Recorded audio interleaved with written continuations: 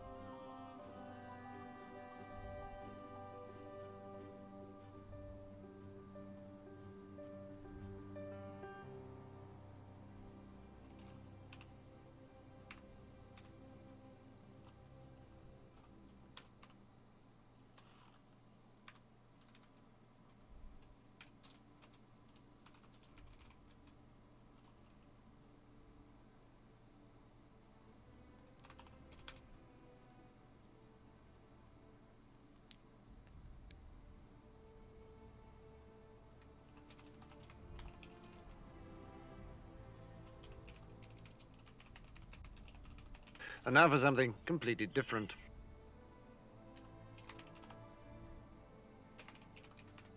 How's it going, Jacobson?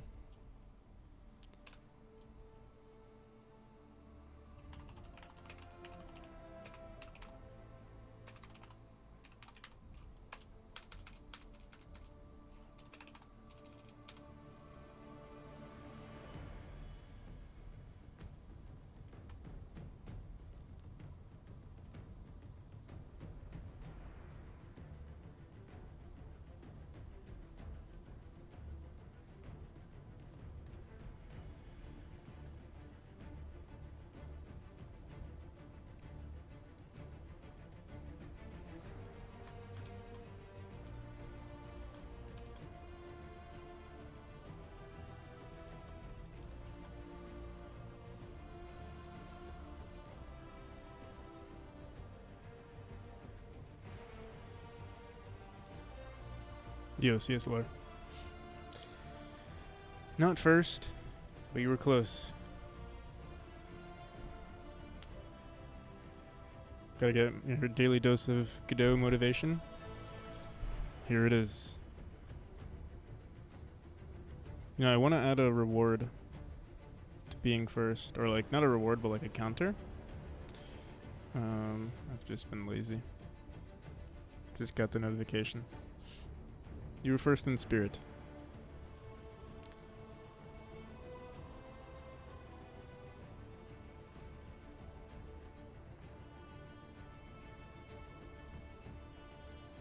Twitch's fault, yeah. Agreed.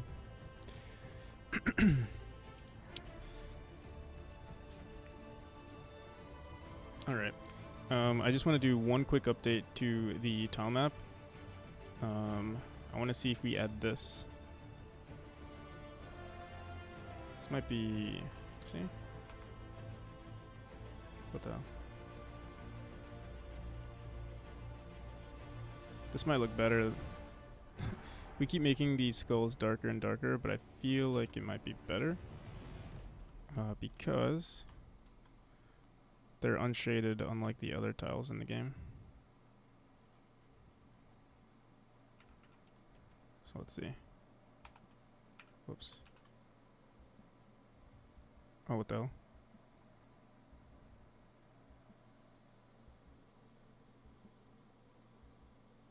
Alright, my project's reloading.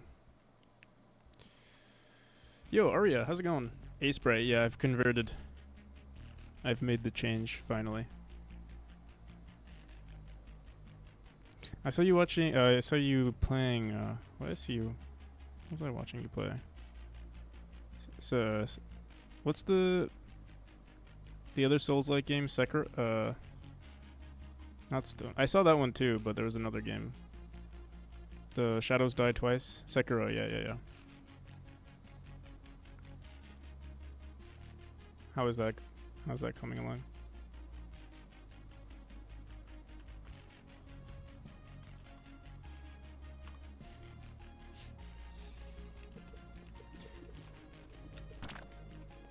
I was lurking for a while, but I didn't want to disrupt the gameplay. Did my favorite. Have you've beaten the game before? I think I've never beaten a single like Soulsborne game. I've tried too. I've tried really hard. I think it's a skill issue. To be fair, I've never tried Sekiro. I've only played it like for like a couple of hours on a friend's computer. 90% done with my thing that I need to figure out hosting. Is this hosting for the Discord alternative? Is that the... Sorry if I forgot. It's hard to keep track of everybody's projects. It's very satisfying once you hook it up. The gameplay, I will say, it's very fun.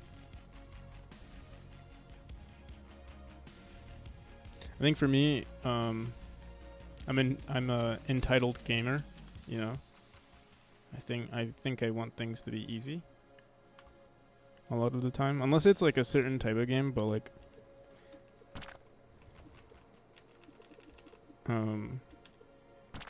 platformers I'm okay with, obviously. But even then I'm not like amazing at platformers, so. Jacobson, thank you for the bits. Hyperins live, thank you. Hello. Hyperins, are you German by any chance?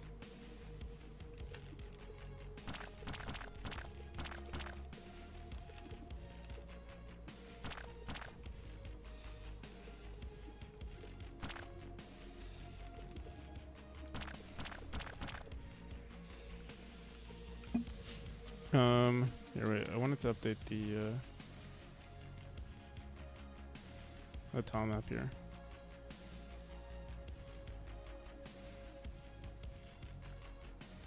Oh, your violence. Okay. I asked because I have a German friend who says hello together. And it's a very unique way to say, you know, like hello everybody. And I assume it's a German thing. The German way of saying hello.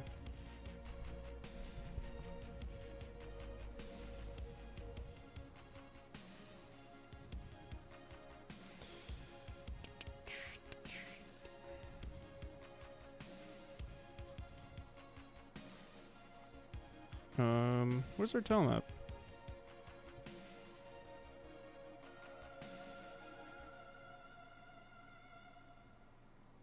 Oh right, we put it on the transition tile. The textures here.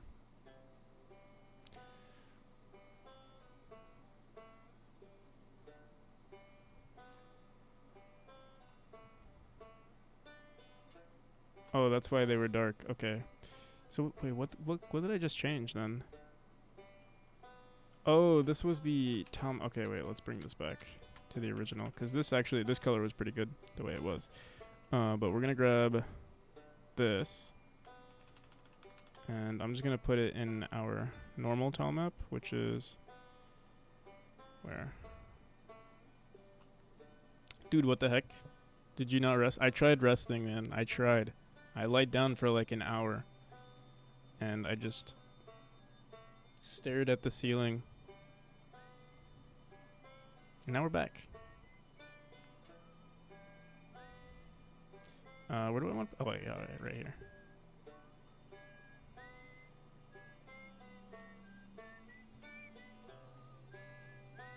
Changed my channel name because of my project. Oh, I see. Okay. That will have consequences. Yes, I'm willing to accept the consequences, but my attitude towards it is like, I'm already staring, like I'm already awake doing nothing, might as well be awake working on my game. So here we are. Alright, so I want to try, I think we're going to do more level design today, because I focused so much on art lately. Oh, I forgot we're using an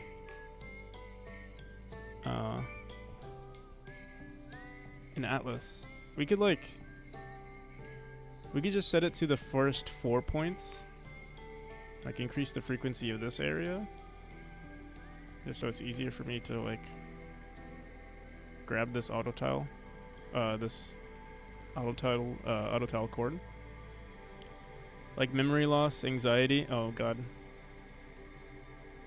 And maybe a done game. I think you're right about all of those except for the last one.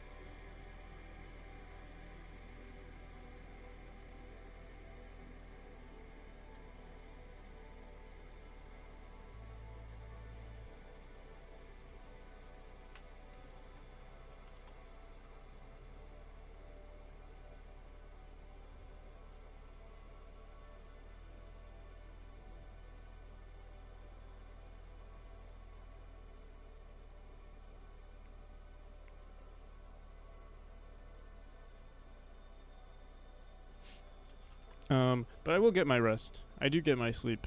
Or I tried to sleep. But yeah, while we're here, might as well stay up. So I think we do increase the frequency of this first area, but not these areas. So I guess what we could do is just say if it's 0, then we can just select the next few. Or yeah, like we do a quick. Oh wait, we could also just. I think I want one more tile, like an empty tile right here. Or I guess we could do 2 empty tiles and select between these 3. Because the frequency... Yeah, I mean, let's just see what this looks like first. Worst case scenario, we just throw these 2 right here.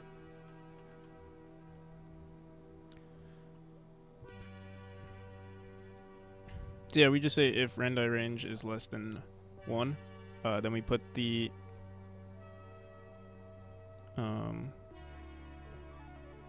we pick a random tile, but what we could do here is say else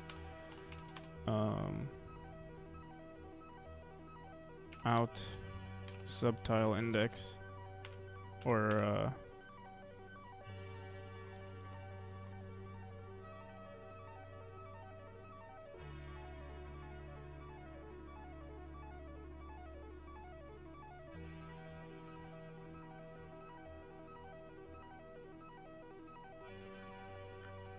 I assume this iterates through all of them. We say the out subtile index is equal to something of the max index, but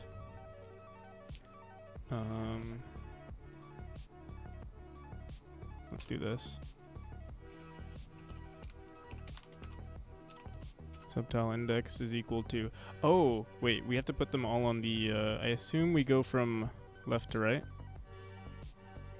Subtile index is greater than the current Alice.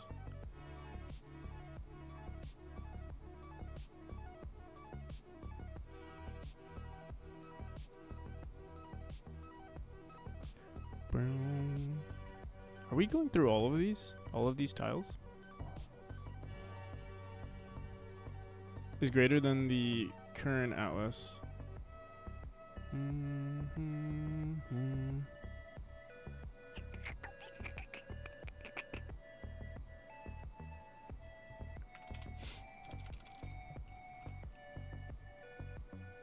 Yeah, let's just try this. Out subtile index is equal to RNG. Oh my god. RNG dot randi 0 to 3. We could do 0 to... Let's just try 0 to 3 for now. Randi range. Whoops.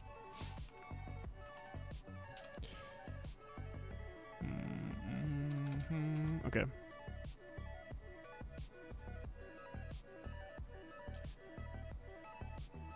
And we're gonna go, 0, 1, 2, 3. Okay, I'm just gonna throw these down here.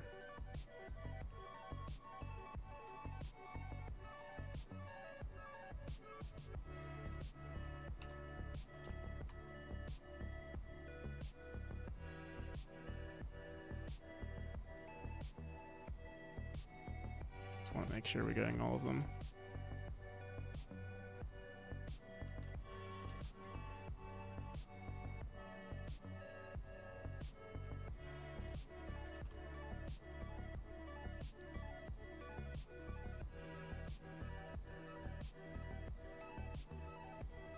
1, 2, 3, 4.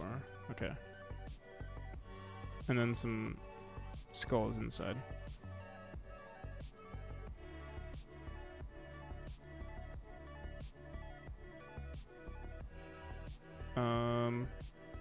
Maybe we'll make this whole section right here blank. That way we have like some empty space too. Boom, boom. Okay.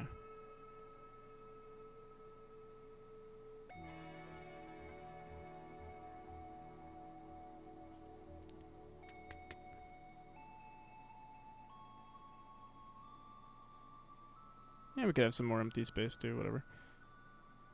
Oh, did we just... I drew over these, forgetting that... here, let's grab this again. It's just this texture right here.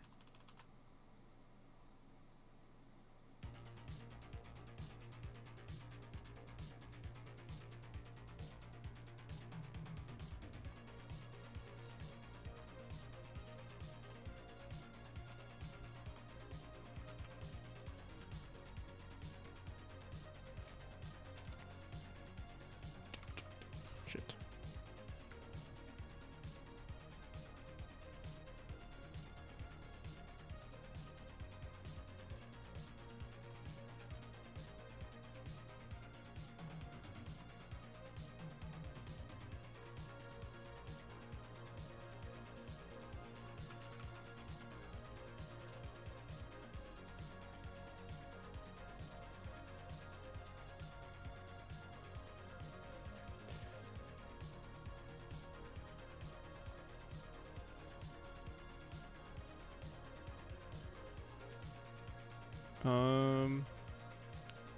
I guess another thing, I mean, they are spawning correctly, but I think we should maybe like randomize flipping them too, or like rotating them.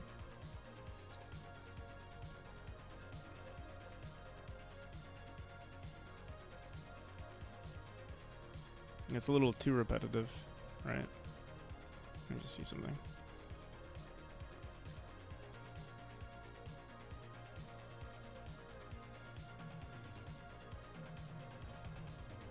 Or maybe I should just get rid of this one. You know what? Just so we could save myself some time, I'm just gonna make... we're gonna copy these, and we're just gonna flip them manually. Because we already have all of these other textures that we could use.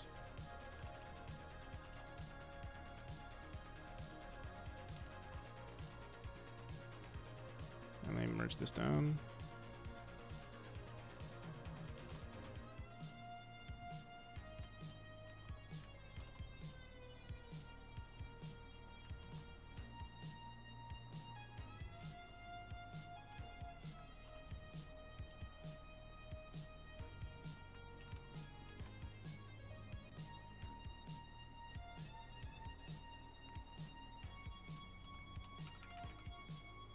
Okay.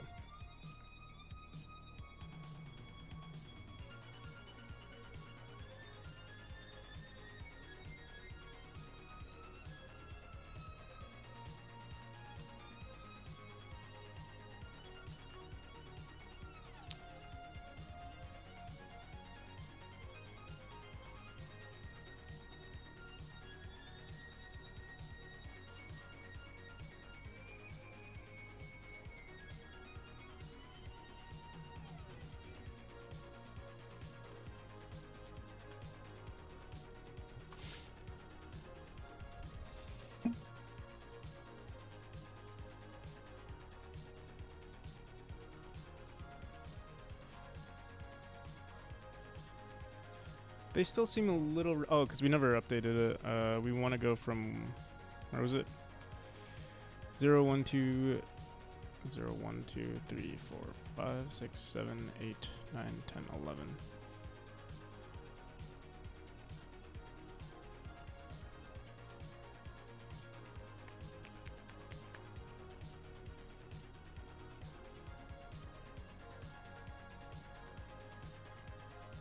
Can we grab the current Alice number of tiles.x? I think that's the range that we want.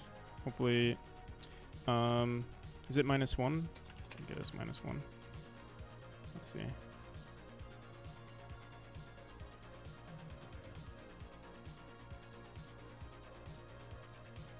There we go. So yeah, now we get like a few skulls, and then we get some other stuff. Maybe we should put like little dots in these textures so that they blend well. Let me just see what it looks like in game. They might look kind of crappy. This is the oh, actually. I mean, it adds some detail to the chapter, but also I could go without it, to be honest.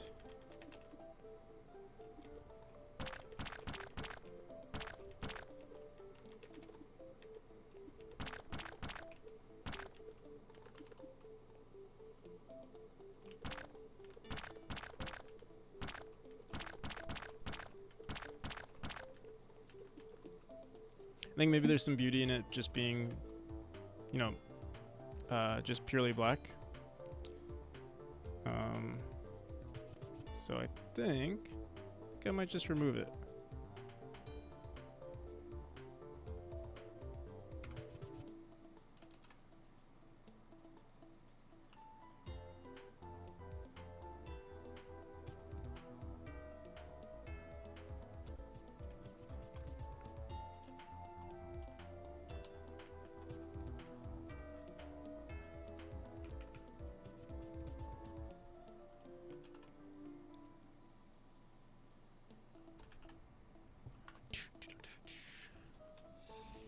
Alright, we're just gonna leave it like this. I might even remove the skulls over time. Alright, let's do some level design.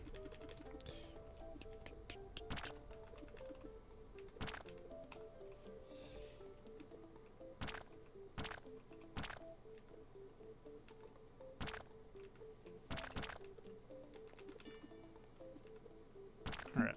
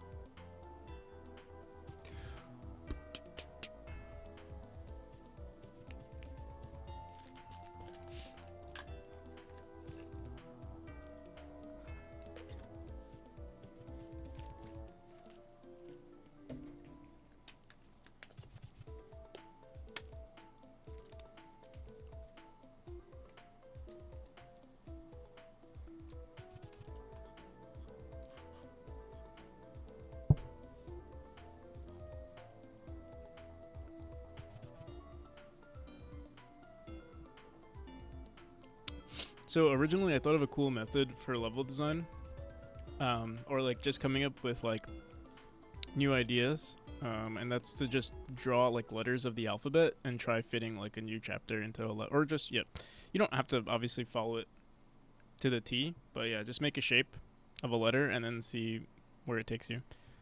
So yeah, let's try it. I actually found out about this yesterday. Like we were just brainstorming and someone joined the stream. They were like, oh, this was, I think, room 200, so we wanted to make it special. It was supposed to be R-shaped. This is what we came up with. Well, it started out as like a smaller room, but yeah, it turned out into this. Doesn't really look like an R, but yeah, it did give us an idea, so I'll take it. So yeah, maybe we'll start with like an A and then just see where it goes. Or maybe like an N would be kind of cool. We are going backwards, so it might be kind of weird. Let's do it.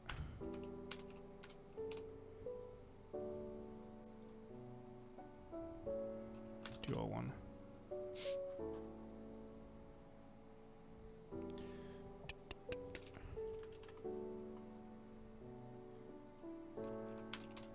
We have two spike tile maps here.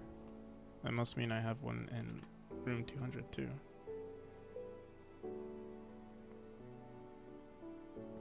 Interesting.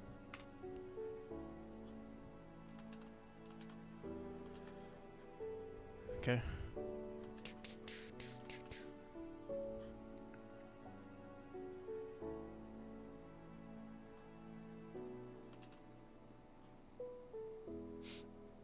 Alright, there are no limits here. We can do whatever the hell we want in this room. Let's see. Wait, what the hell? Windows bricks. Tile map, Windows bricks. What is this? I've never seen this before. Is this happening in all of our rooms?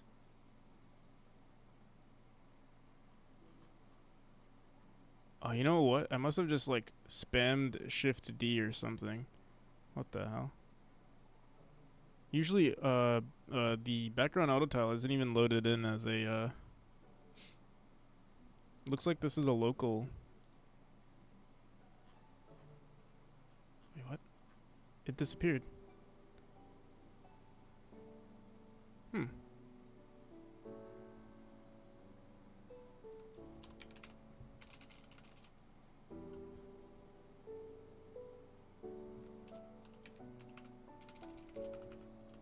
New bug.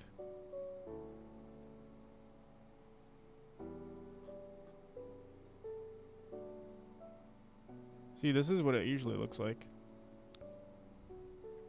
We were messing with the auto tile, like we have a tool script running on it now, but I've never seen, and it looks like I click on Windows and it's like clicking on multiple ones. Interesting. Can't operate nodes on a foreign scene. Very peculiar. Alright, I mean, I'll just delete it.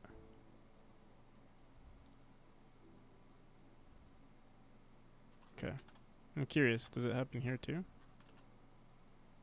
Room 200.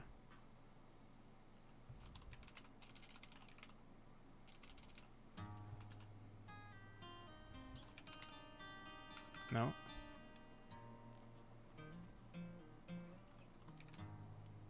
Yeah, it seems like this is the only room that did that for some reason.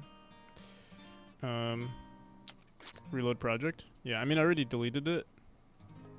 I'm just curious if it happens anywhere else. Oh, it happened here too. Yeah, let me reload the project. I wonder if it has to do with me.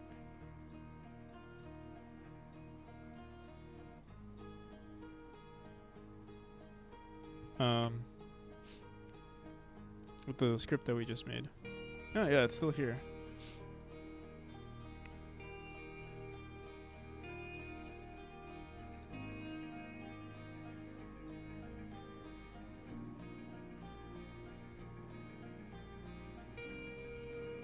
But yeah, these are children of this, like, of this scene. Like, I can click here and it's interesting. Wait, let me. Oh, wait a second. Do I have a ready function here? I do. Oh, no, but I say if not engine editor hint.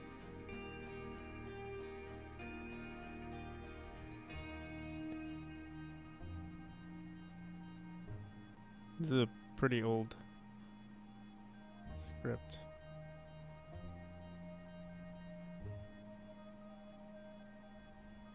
Honestly, we don't even need it. Windows that add child temp.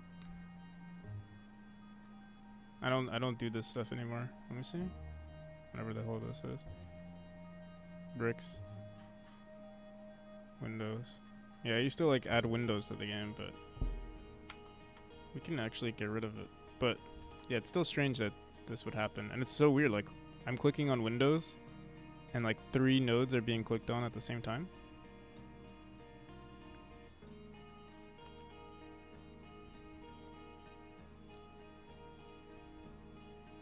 Right. Just curious if this is happening in all.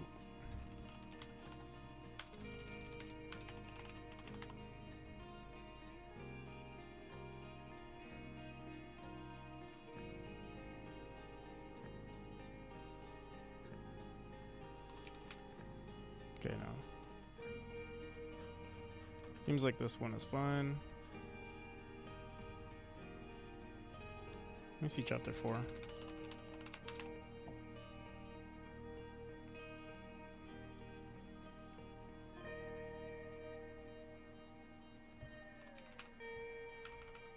Okay.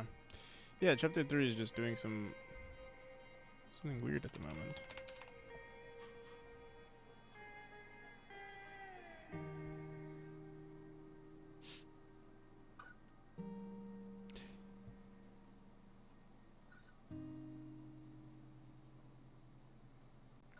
Does it do any scene modification? It does, actually. I was just thinking that when we're saving the scenes, I save the scenes after we edit them, and maybe I'm saving them incorrectly.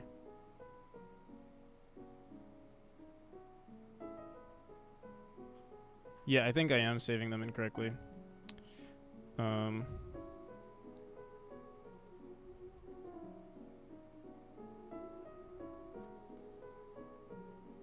Where is it?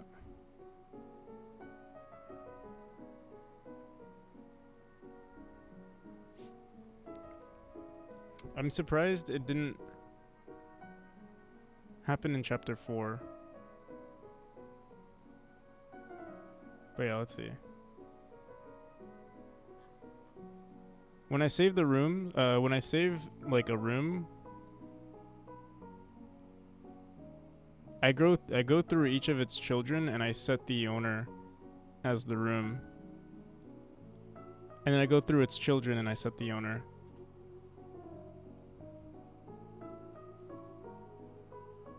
But I assume, oh, maybe because it was already the the node was already the owner.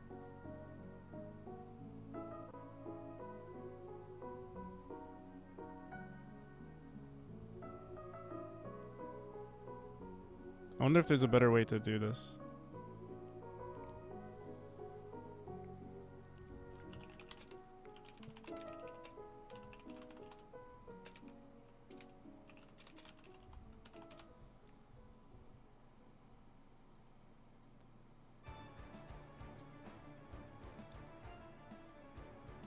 So here it says, for child and of children, but then how do you get children of children?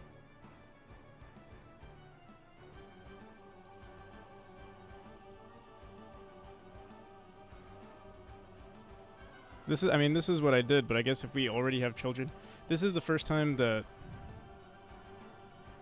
I guess can we check what the owner is? Recursive? I think I did do it recursive. You may need recursive. So I only have, this is the max amount of children. It's never like, Yeah, this seemed to have fixed all of the problems. But wait. Maybe this is all we need. Is it necessary to save grandchildren? I think it is when you're adding new grandchildren. That's the issue that I had before. Because so basically what I do in I'll figure it out. When I run this script, what we do is if we go into this room, when I run border tomap, I delete all of the previous nodes, so all of these get deleted. Oh. Wait, let's go in here. Give me 1 second.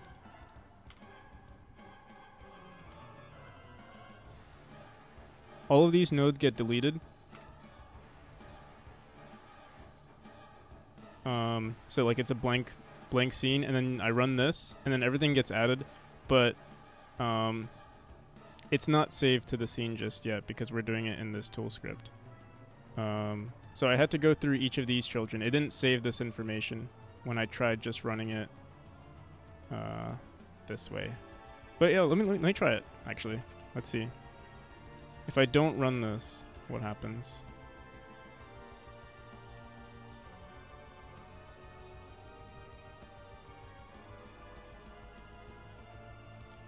Not sure. I just want to save everything properly. But the issue is we're creating new Like, we're saving some information, like saving some grandchildren in the game, and then we're also creating other grandchildren. So I want to make sure everything just gets saved back to the original room. I should try this in, I mean, we backed everything up, so it should be fine. So I run polish rooms, everything gets added, and then we save the rooms. Oh, let me make sure everything's closed.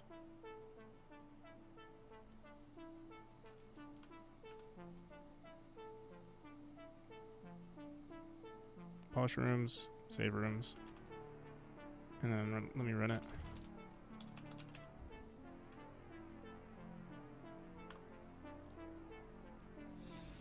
Yeah, so you see, it doesn't save the grandchildren. The ones that we recently added, but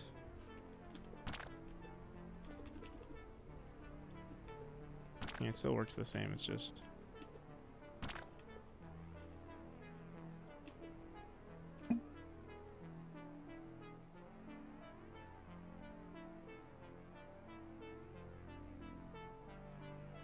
so that's why I added this. But would I have to recursively add every single, like, I feel like that could mess up the game. I think that's what caused the bug with having those having multiple nodes that were like clicking on each other right here. I feel like regardless if I do it as a for loop or recursively, I feel like it's gonna do the same thing.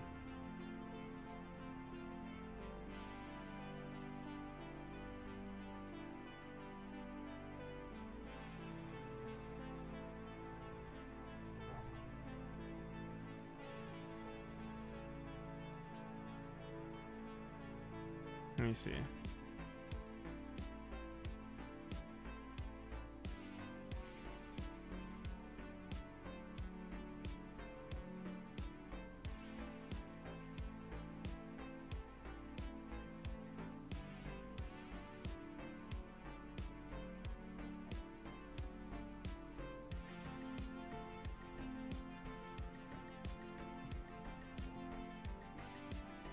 Can you print something before the loop to check when it's being called?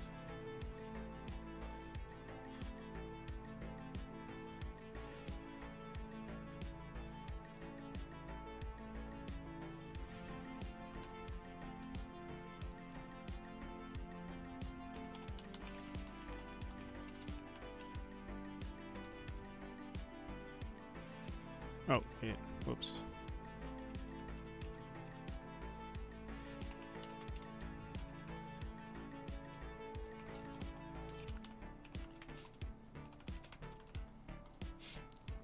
I'm just...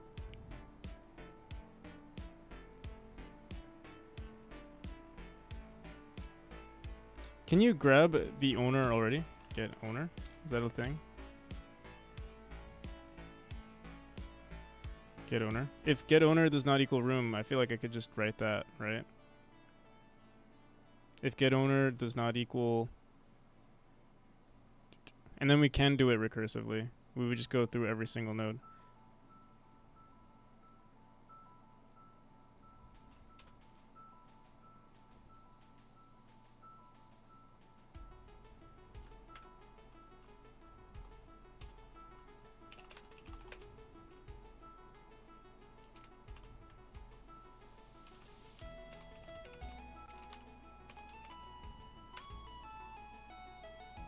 Not owner, set owner, yeah. Eventually we might want to do this recursively, but yeah, right now it's always like there are only ever children and grandchildren. No, like what's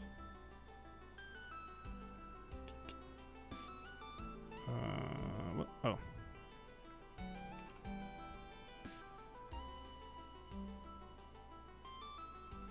Oh, let's do this for child and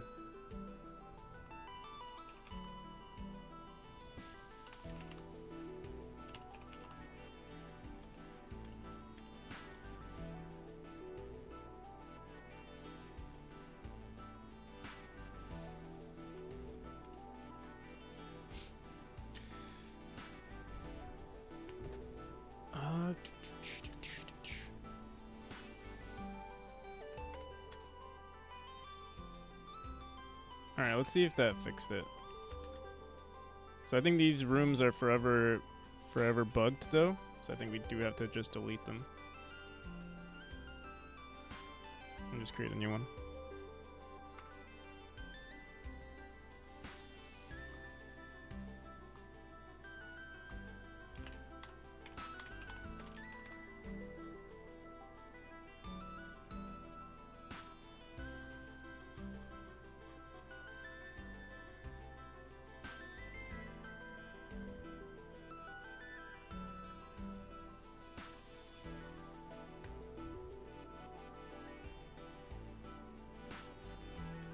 Okay.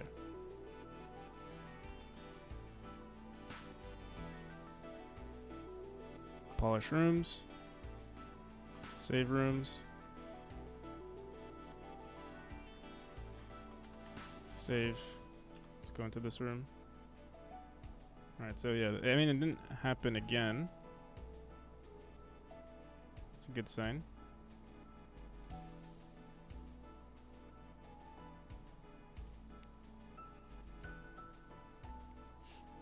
The excitement of starting that wonderful, yeah.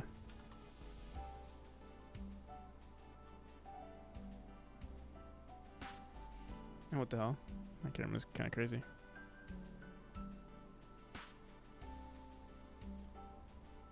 It's so, like, peaceful, too. Endless possibilities.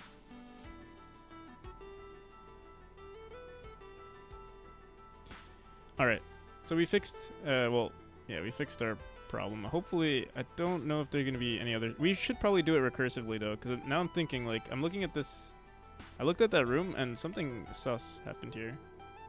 Or, like, we have a wall decorations auto tile, and then a scaffolding tile map in here, but it seemed like... it didn't seem to be a problem. I think the reason why it's not a problem is because I don't have a script handling this. Like adding scaffolding to the chapter, but I think once we do, we'll have to work with it. But yeah, this is a child of a... Wait. Yeah, this is a great-grandchild, right? So, yeah, we would have to do it recursively at some point.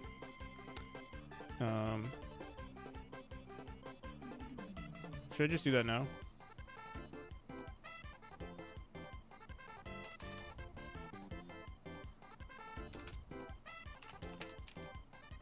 Set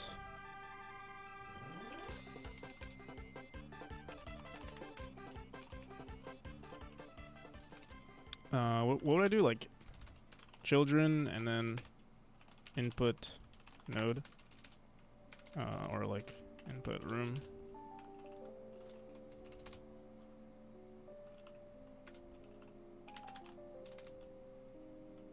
Oh.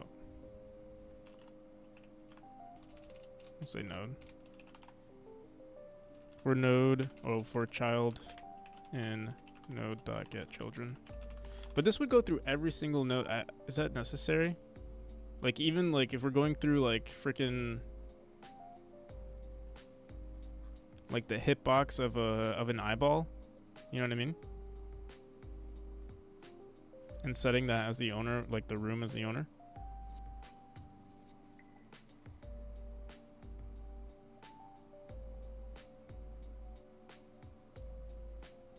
Not sure if that's necessary. But I'm also curious, like, what is considered an owner and what isn't? Or, like, yeah, I guess we'll just do some investigations real quick. For science. I'll probably make a new scene for this, too. For child in... Oh, also, before we let any of this happen, I'm going to turn this off. Oh, it's wait.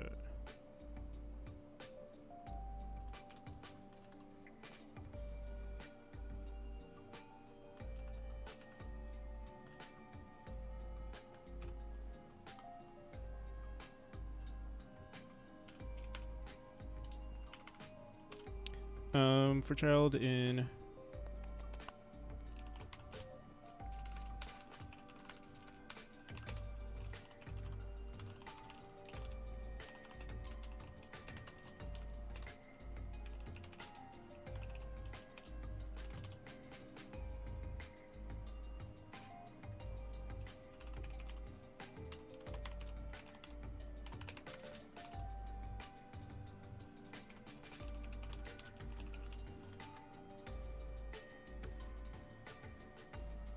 Oh, no. Sit.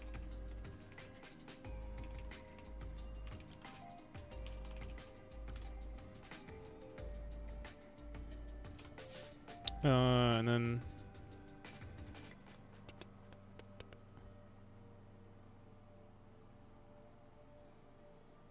am I doing this correctly? Who even does recursive lately?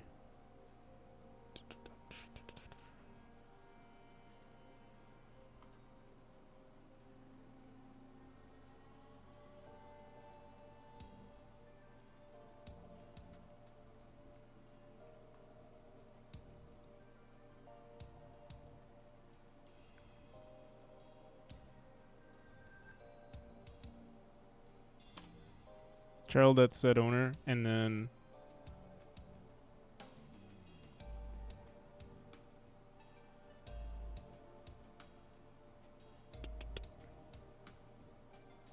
shit, I don't know.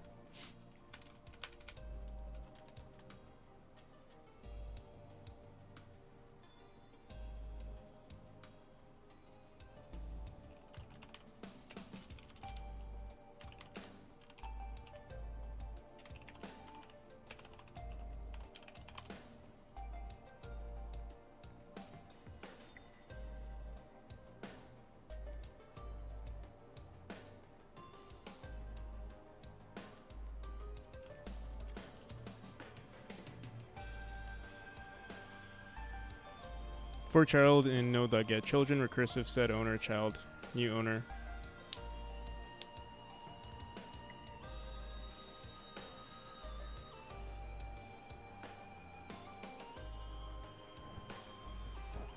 If owner, check, and then for the loop would call set owner as child node.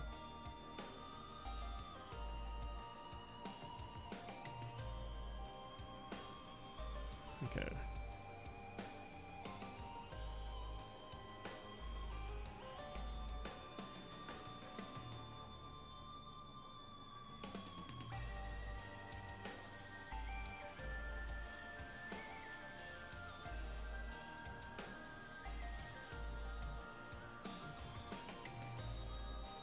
See, okay, yeah, this is I think the problem. I think we would want to check if the child's owner is already the parent before we set the owner as the room, right? 'Cause that's what it's.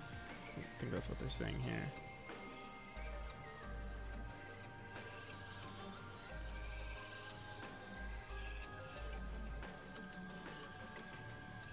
Here, wait, let's try it. We'll just print everything out before we start setting owners everywhere.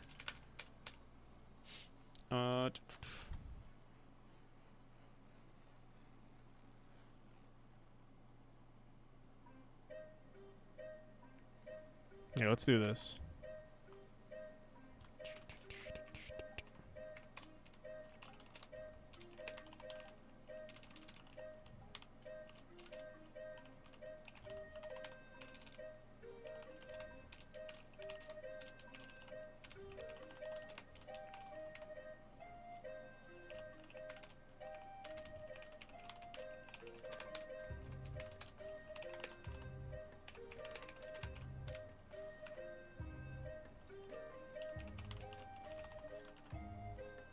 For child input node.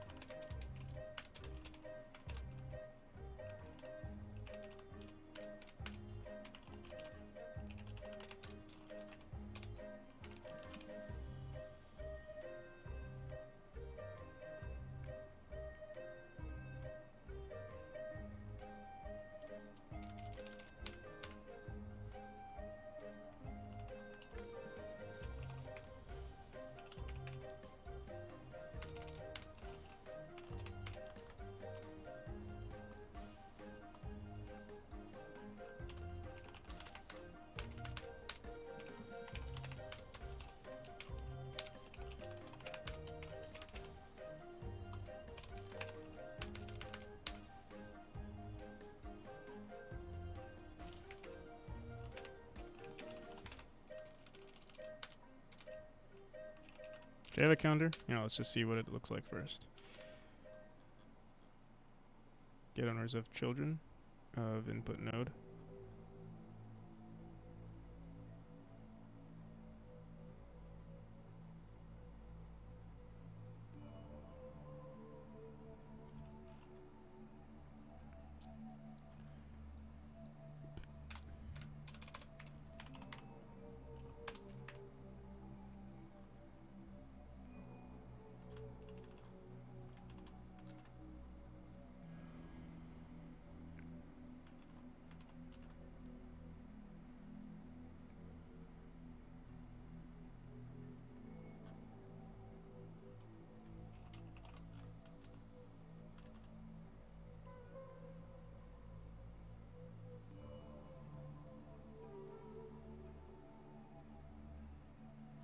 Oh my god, this is gonna wait here. Let's do like a singular room.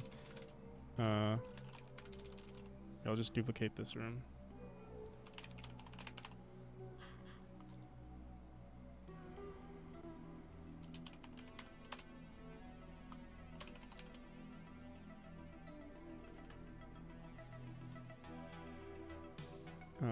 What's a good room to try out? One like this. Which one's this one? 94.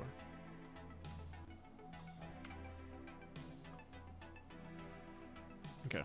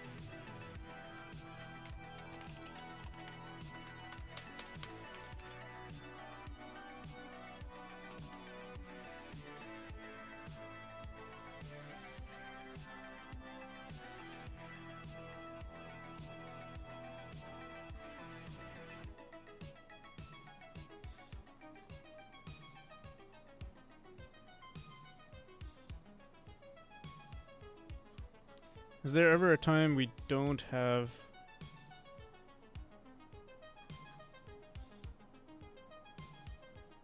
And we get... Oh, we are printing the name.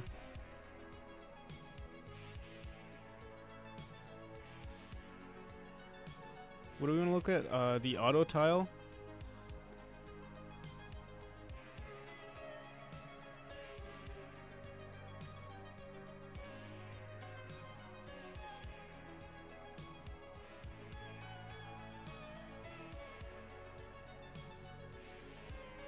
The border tile map.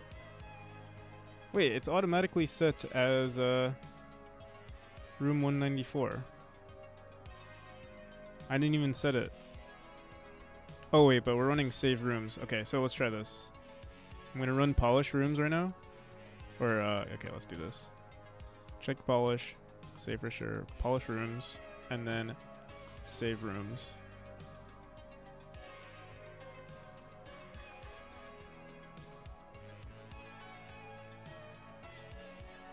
Where is it? So currently the owner is chapter 3. It's our like root node.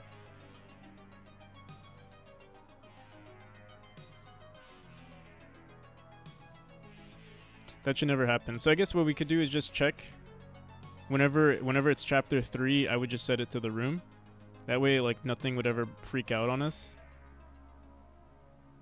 Or set not set it to the room, but maybe set it to its parent. So like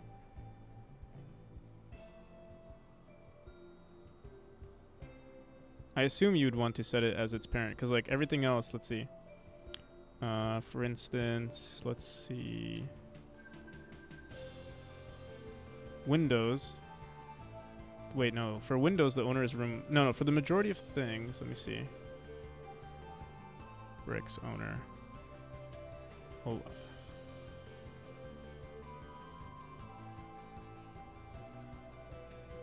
These are scenes, so that's why it's like traps owner.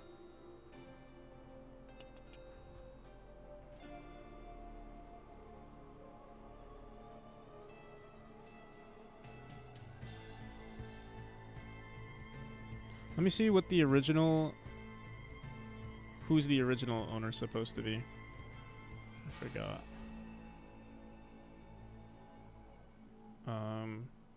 So we have our auto tile. We already have this. I'm gonna close. Don't save. I'm gonna save this. Let's go back to chapter 3 test. And just save rooms. Just curious what the owner is supposed to be. Wait, what? Oh.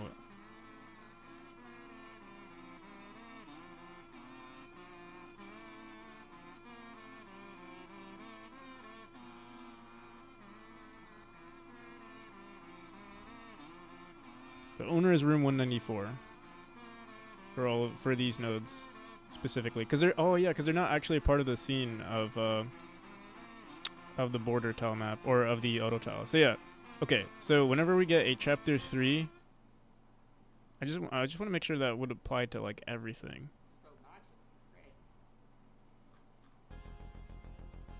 But it makes sense, right?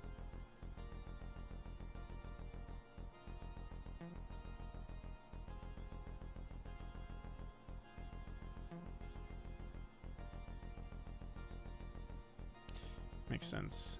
All right.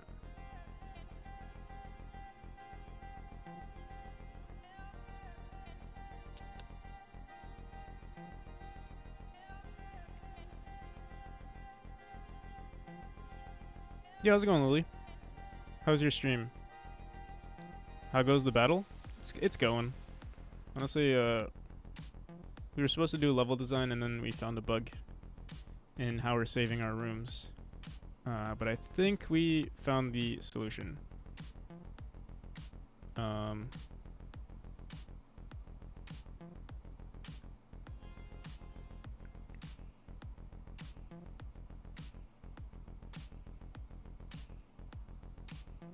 Finished your squid earlier?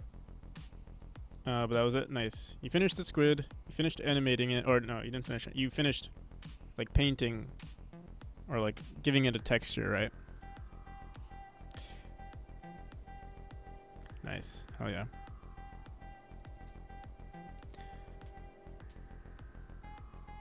Yeah, I was gonna go to sleep.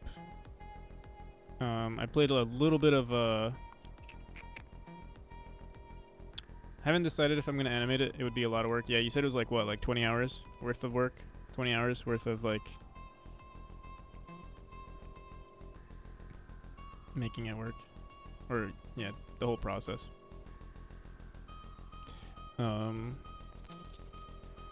But yeah, after I raided you, I think I played a little bit of Street Fighter with some friends and then went to bed. Well, yeah, laid down on my bed and then got back up and streamed again. Fun times, yeah. Alrighty. So I guess, yeah, this will be our set owners of children. So for child and get children, we'll say if child dot get owner is equal to our chapter. So we could say get parent, because we're running this on the room script.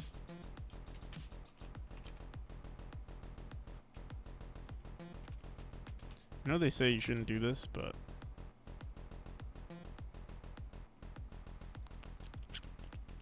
I don't think it matters here. Is equal to, we'll just say child.set owner.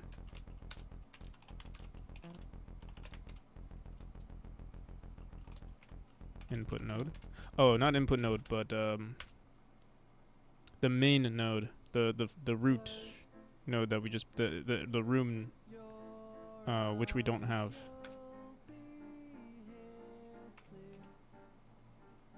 So should I put like root node, main node, room node?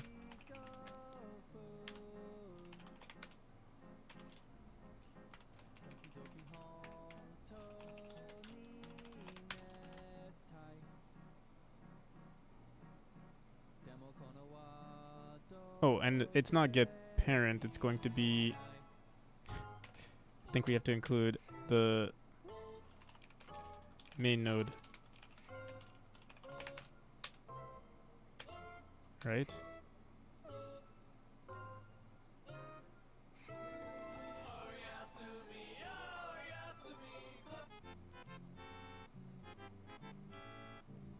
Main node, room node, input node.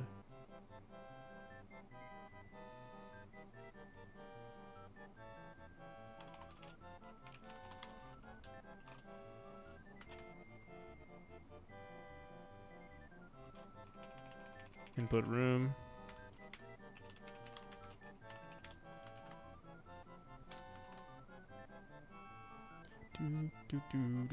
Do.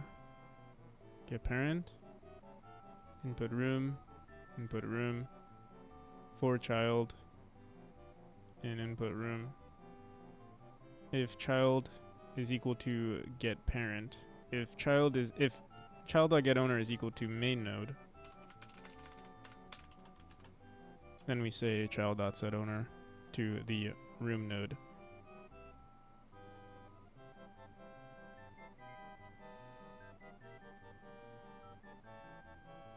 And then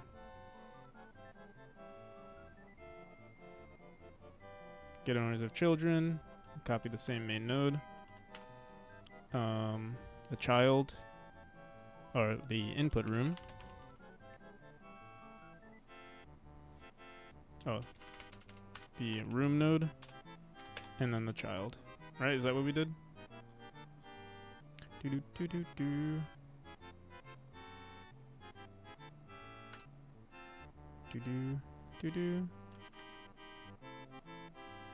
Okay.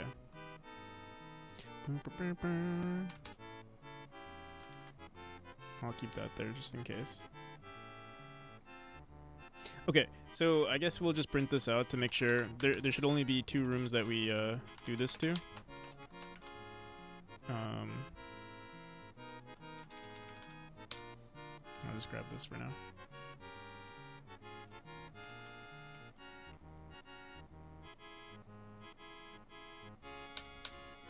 So child, get name, owner, get owner.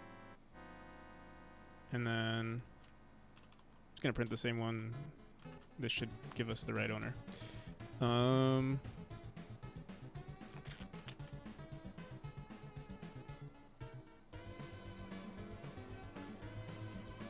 Check polish, polish rooms, save rooms.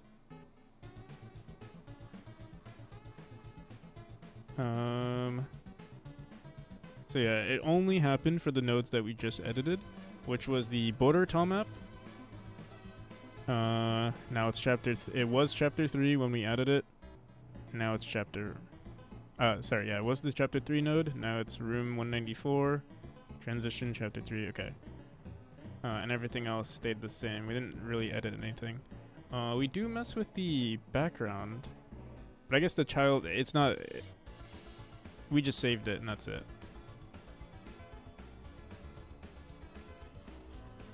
It does go through every single, yeah, I mean, I guess we have to.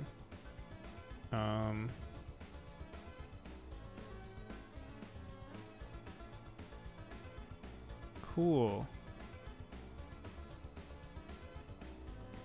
Alright, we still have to save this stuff, I believe.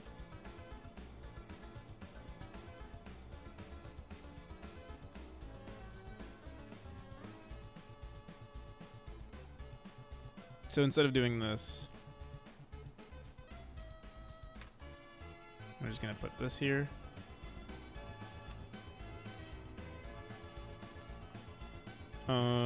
We still have to iterate through all of our children. Right now it's just Oh wait, we say save room of input room. For rooming. Okay, okay. Oh, it's also. Yeah. I think this is right.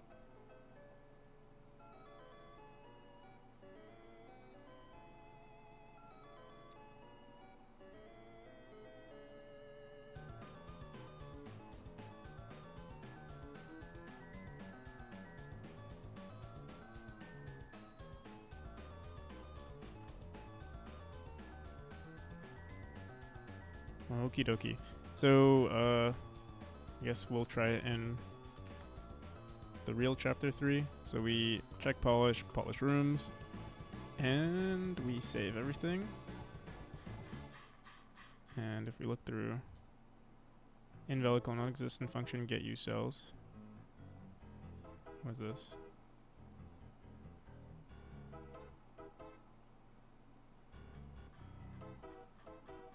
Why are all these cells printing? Where's our save? Oh, we didn't actually save the room.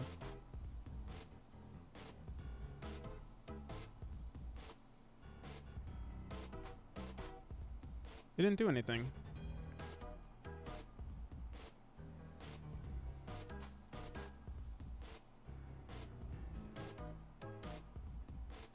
Okay, we polished the rooms. There's something wrong with our auto tile, but I think it's okay. And then we set save rooms.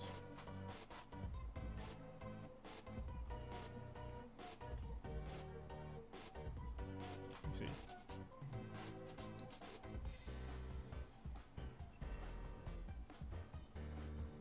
I have an early return. I think you might be right. Oh.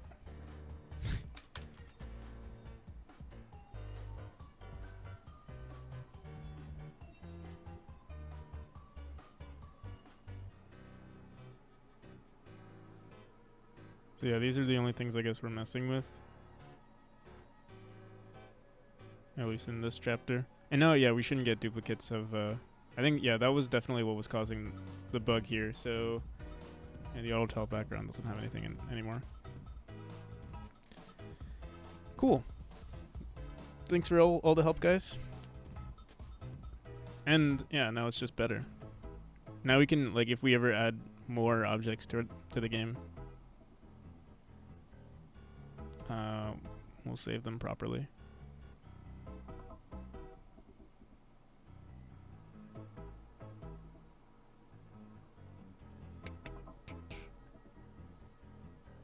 I do want to make sure, wait, let me try something. We can, like, set this to 23, for example.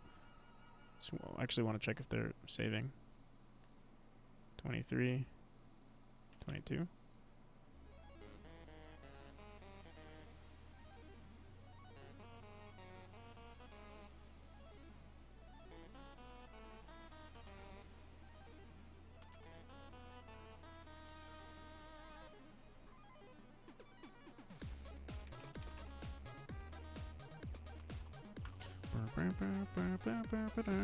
Alright, cool. We don't have hitboxes that work here, but it does seem to work. Oh, wait. Let me close this. Chapter 3.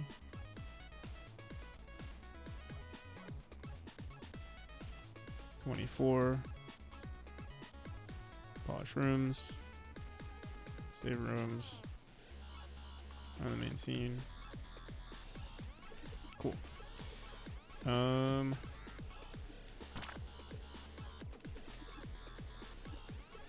Alright, now let's do some level design.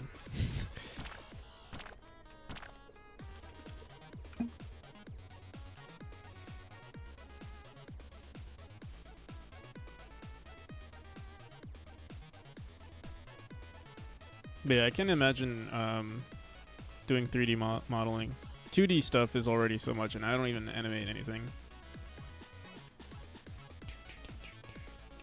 Or my animations are very limited. Alright, so now let's go back to 201.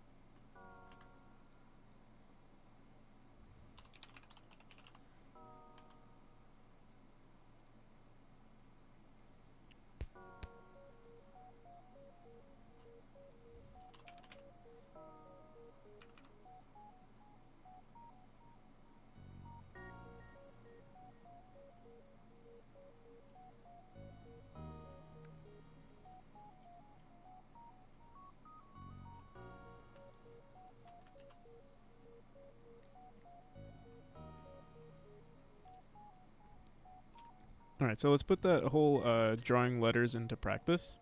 I don't know, like maybe I can make. Should I try an A-shaped room, or maybe we could just do whatever we find interesting. Like a Z would also be kind of cool. Z is probably similar to other structures or like other room designs that we've made in the past. How do we make an A? A doesn't really make sense. Let's see, maybe an A like that. But circling around is also not really a thing. B. C.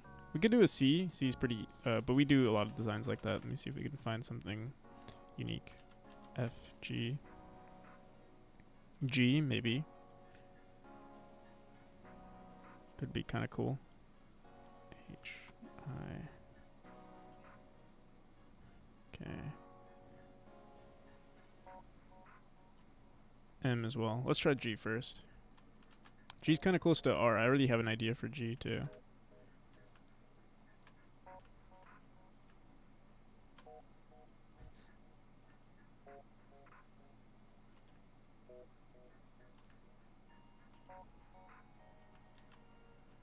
So something like the entrance being here. I might make this a horizontally growing room too. Let's see.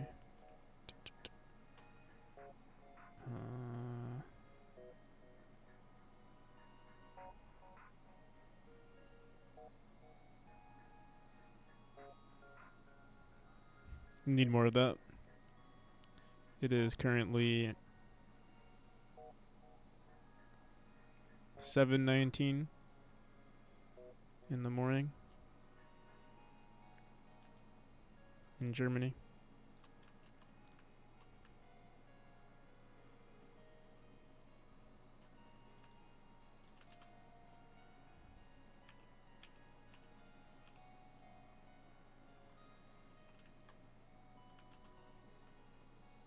Oh yeah, you have work to go to. Good luck, brother. Just let me sleep.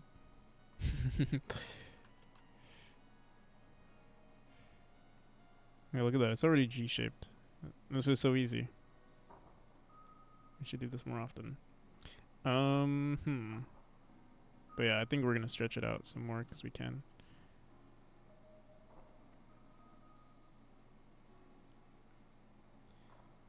We enter from here. The previous room had like a eyeball that you hit from this side. G. Did you update the demo? No. I'm not updating. I don't well, if I was updating chapter 4, I would have updated the demo, but no, lately I've only been updating like kind of once a month. Just when we add like a significant feature to the game.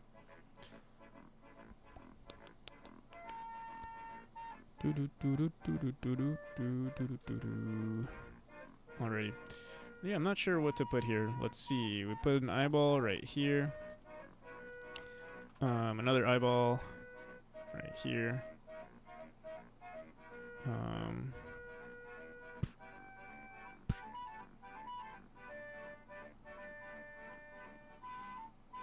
One, two, and then a third one, and then you go up. And we forget all about, drawing a letter, because,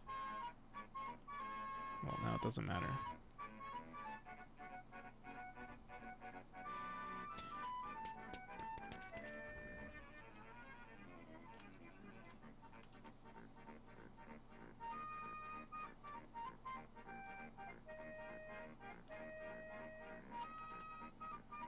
Oh, we're also, wait, what the hell? We're using the wrong tile map.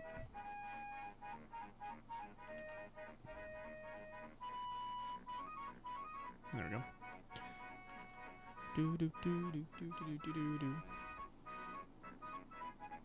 I didn't like this song at first, but now now it's always a pleasant surprise.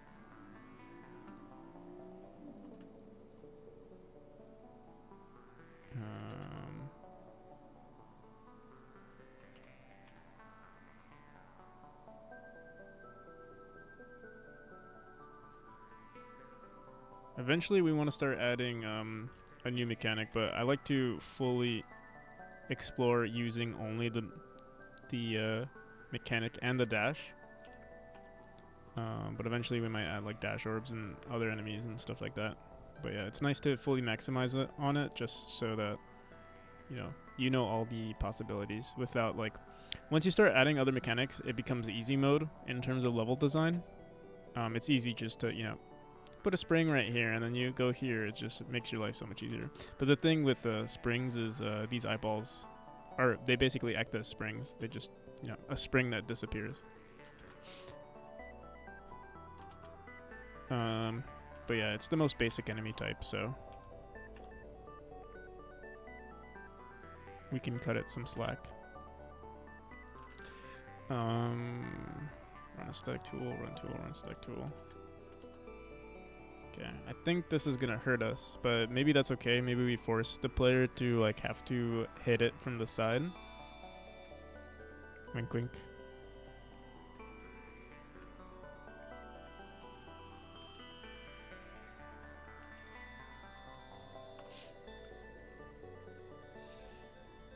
Oh, we spawned all the way over here.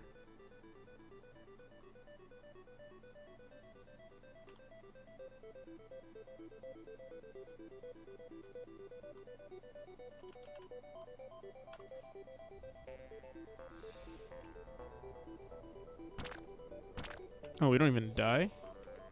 Wait. What the hell is this? Why aren't we dying?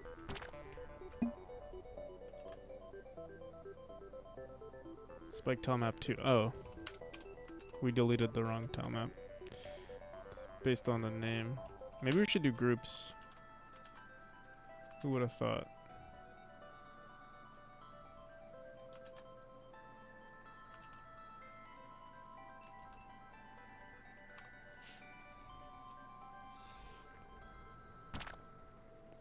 I mean, yeah, we should die here. See? Okay. So,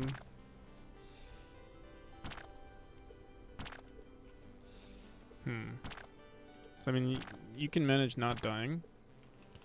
Could also do something like that where, like, the player is forced to, like, dash around and hit the side of the eyeball to get across.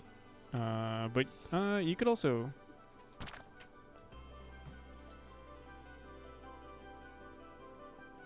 You could also just jump on top of it. But we could punish the player by putting spikes on the top. So maybe that would be a good idea.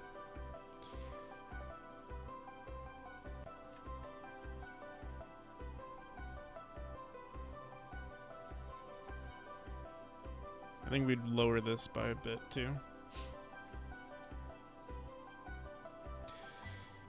Curious stuff, by the way. How was your... I did go to sleep relatively soon after I raided you, but how did the... if you're still here, how did the Twitch integration work out with the cats?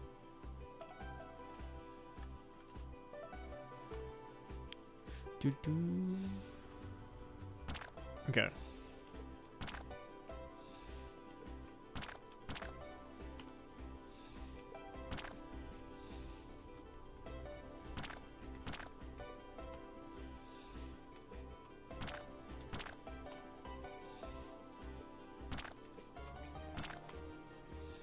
We can lower the ceiling here.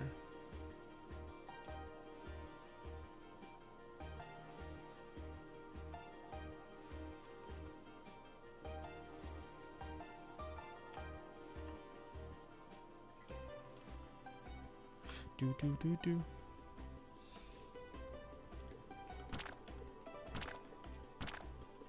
Oh, we could also make that a room. It's a pretty simple room. Just showing, your position matters. Like, where you hit the eyeball matters. In fact, I feel like this should have been shown earlier. So maybe I'll do that, like, in the opposite direction in a previous room. So I think that could be, like, a vital mechanic. Or a vital strat in this level. Kind of like it. Do.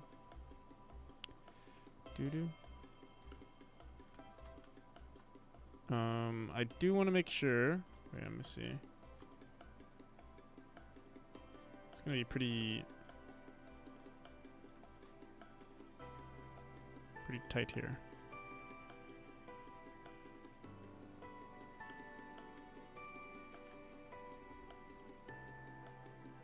I feel like if we're gonna make this a horizontal room, we could also make it just a vertical room. Let's see.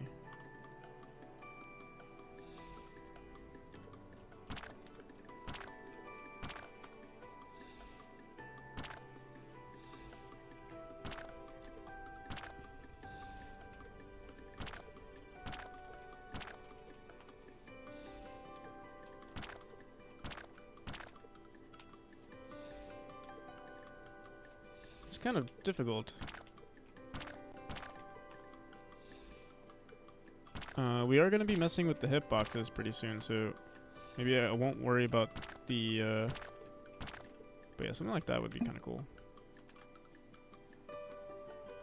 And then...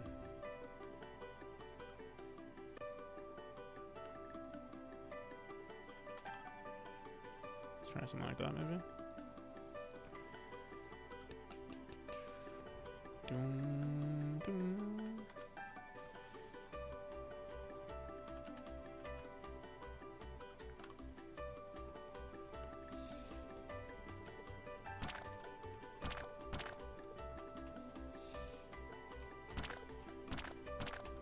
Yeah, I think, we're definitely gonna have to mess with the hitboxes. Hitboxes and like the threshold of what's considered like a sideways. A sideways and what's considered a vertical. But maybe we can just make this easier by bringing this eyeball closer.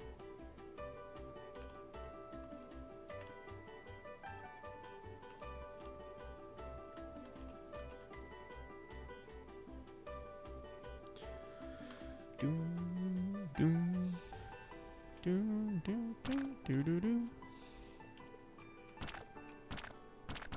Well,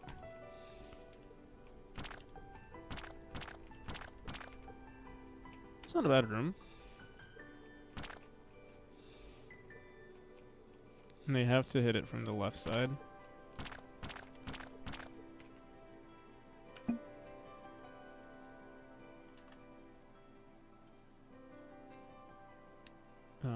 Let's see. Maybe it'll be less punishing for like the first one. First one you could do a vertical, but then the second one you have to hit it from the left side. I also want to make sure they can't just hit it and then immediately... oh yeah, we have a timer too. See? They will hit it no matter what. Alright. Okay, cool. Alright, let's try this.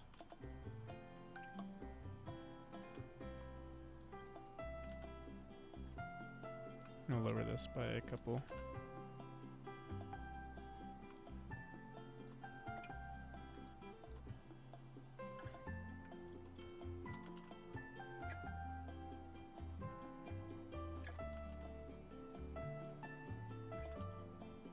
What the hell? Oh yeah, this is an old script. Okay, there we go. This fix auto tile thing.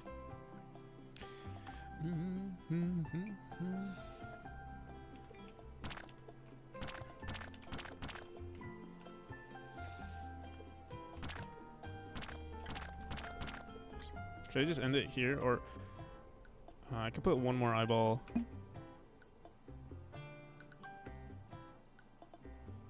Look at this beautifully G-shaped room. Let me see.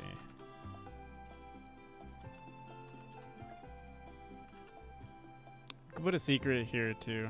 Wonder if I could. What the? Come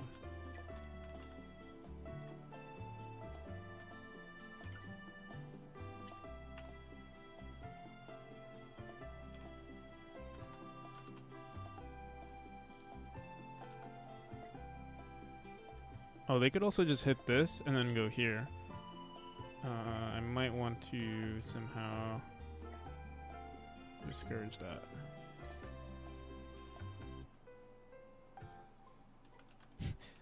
I'm gonna discourage that with death.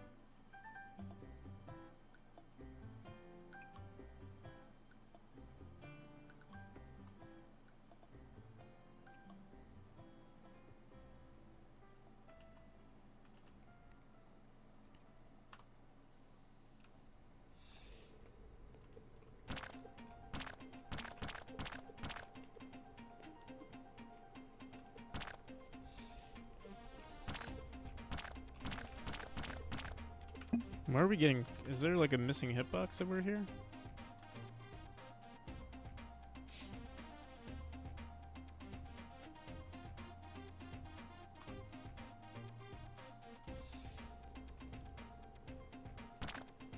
Wait, what the hell? What is this?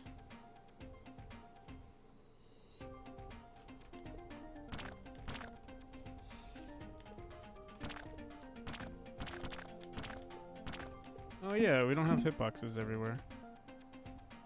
On the top here.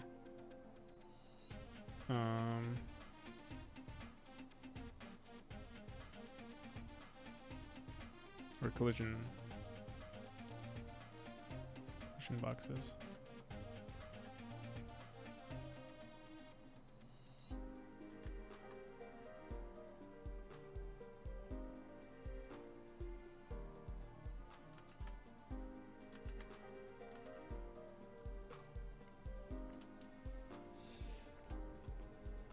What is this about?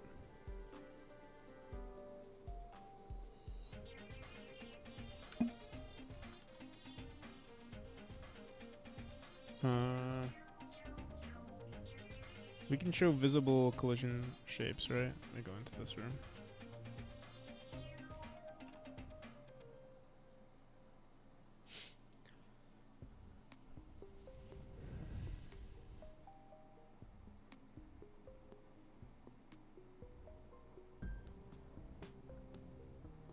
Where is it?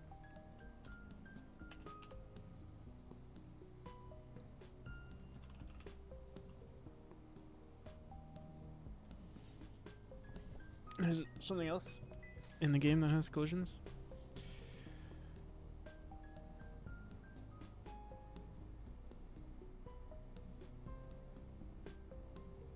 Vines? Wall decorations? Huh.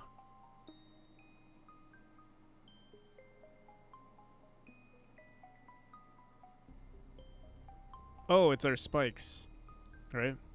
Yeah, okay. Because they're like drawn in the, over here.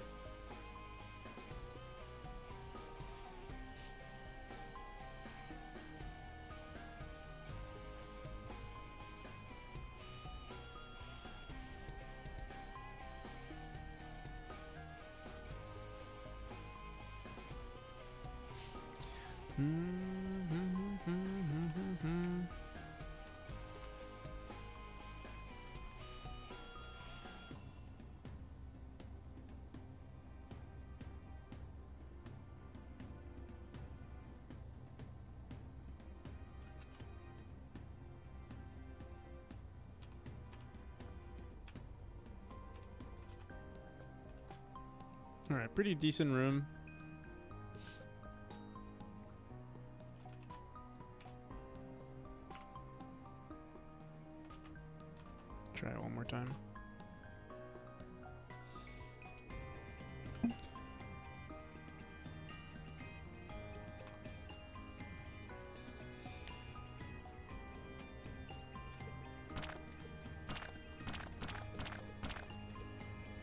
Maybe raise the ceiling a bit. And that's it. And maybe more spikes on this wall, obviously. We have to fix this with our... Wait, what? This is our... Oh, our animation player is screwed up.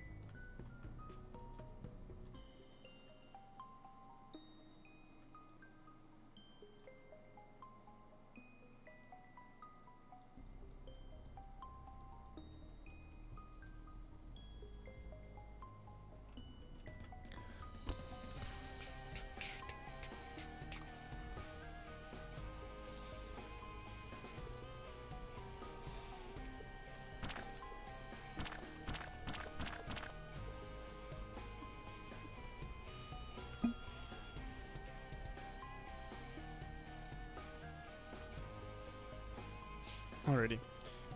Do I want to make the introductory room to this, which is just showcasing dashing to the right?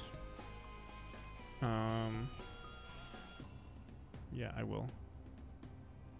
So I'll just duplicate. I'll duplicate this room, or yeah, 201.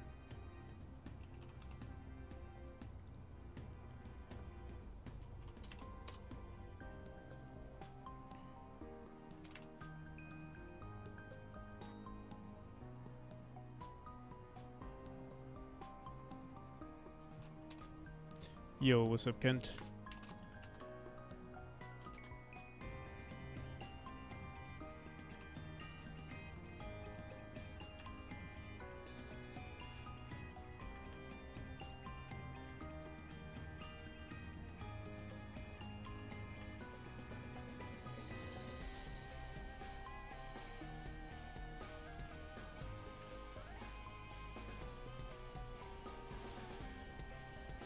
It's gonna be a relatively simple room to make sure we have the entrance be the same. Whoops. What is this? 10 units, okay.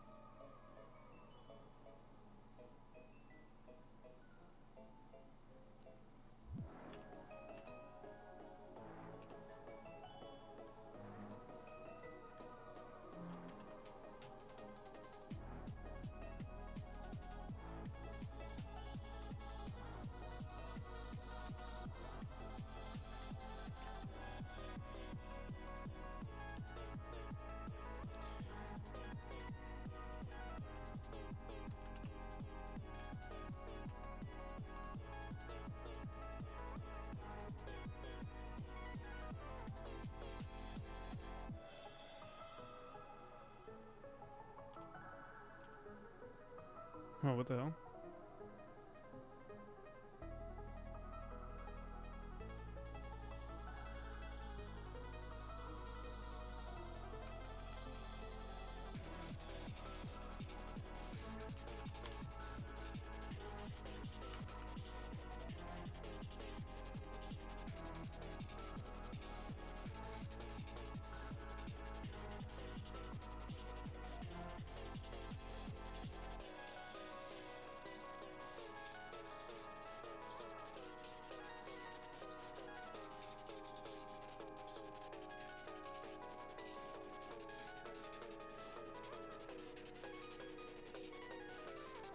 Oh, before we show this room, we need to make sure that they know that they can hit the eyeball from the side. That hasn't been taught either. At least, wait, let me see. Yeah. Oh, I mean, they do learn it from here, that the eyeball can be hit from the side. But maybe we should have one more room. I think what we'll do is we have this room right here where the eyeball gets hit from the right side, or from the left side. We'll do the same thing on the opposite, like just one room that shows that you can do it, and then this room. So there'll be one more room before this one. But for now, let's just finish this one. Yeah, it's gonna be relatively simple. Just three eyeballs, or maybe two. Let me see. Do we have enough space to put a third?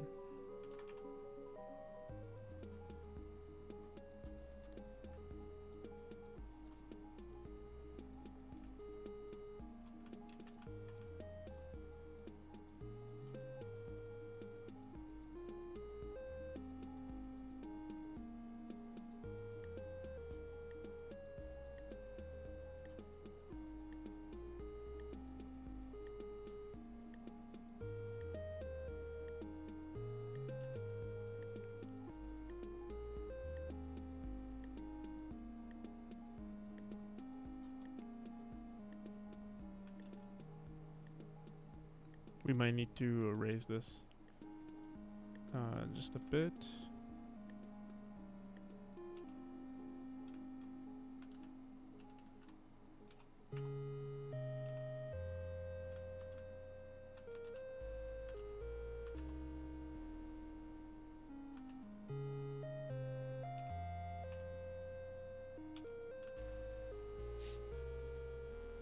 I also need to make sure that our tiles are consistent, like the size here, like there should be 2 more tiles down.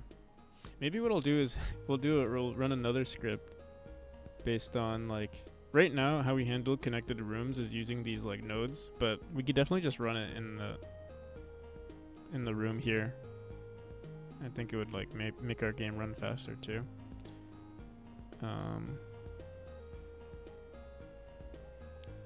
For another time, but yeah, we could figure out how to like transition the rooms a little cleaner, hopefully. 1, 2, did I say 2 or 3?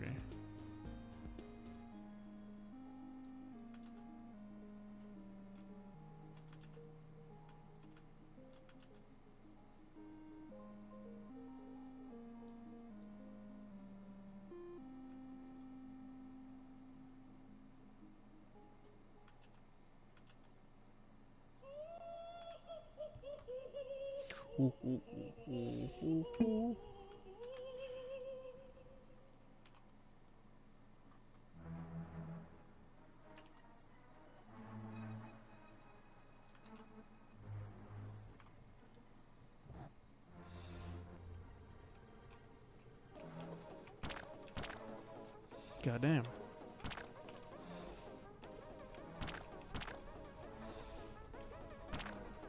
This is harder than I thought it would be.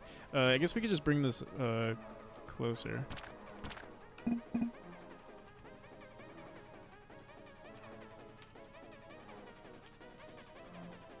think we'll have to update the spikes too.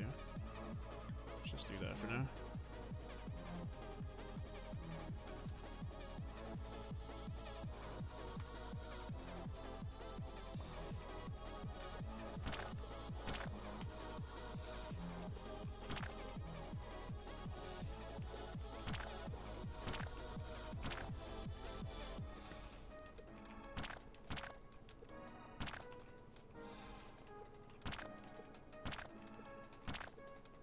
Okay, the one thing I don't like about this room though, or like in general, I don't like to end a design, or like, I don't like when the player dashes and then nothing happens. I like for them to dash either into an area of significance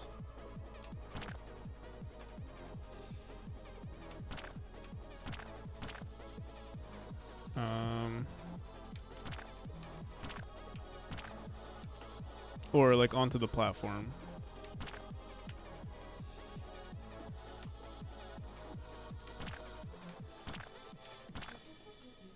I'm not sure. What we could do is maybe split the two. So like you dash here, let's try this.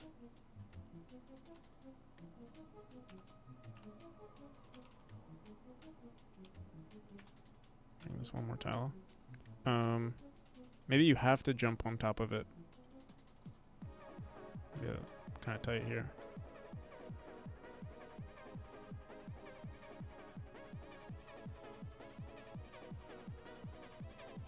Something like that.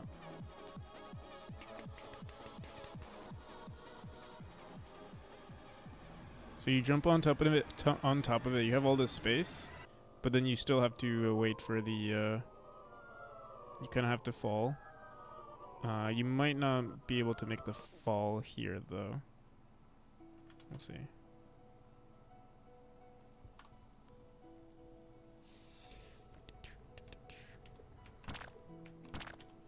Oh. So you have to... Oh.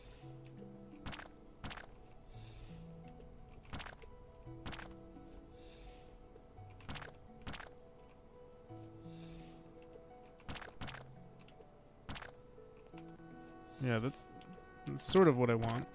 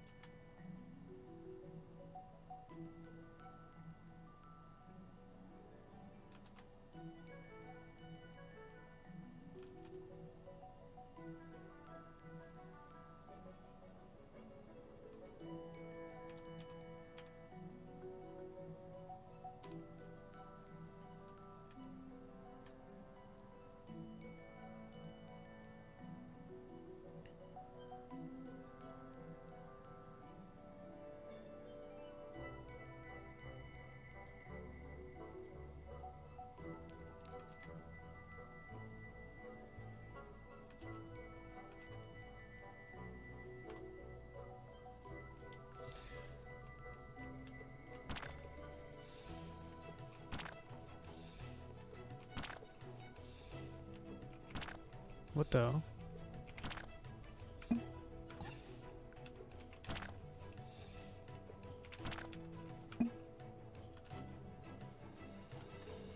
We could bring...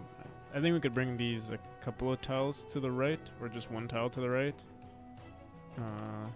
Again, the hitboxes and like bounce direction thresholds need to change.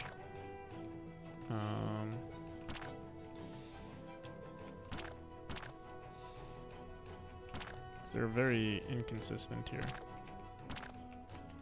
Not inconsistent, just too sharp, I think, or like I don't even know how to describe it.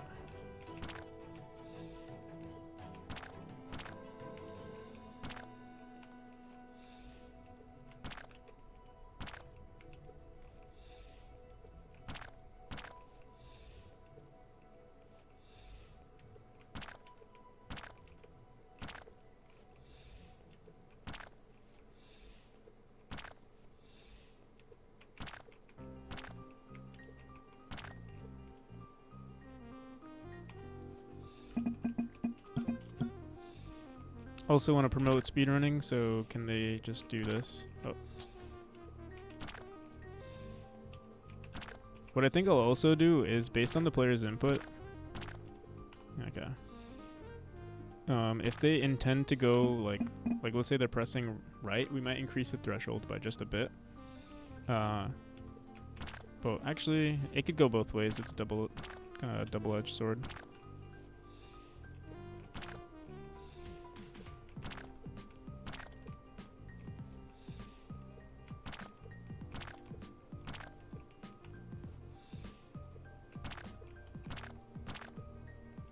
Okay.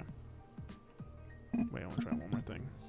I was hoping you can like dash downwards into that final eyeball.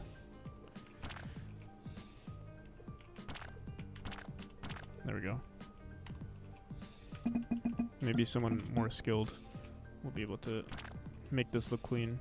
But yeah, we're gonna update these. I keep saying we're gonna update it. We are going to update it soon.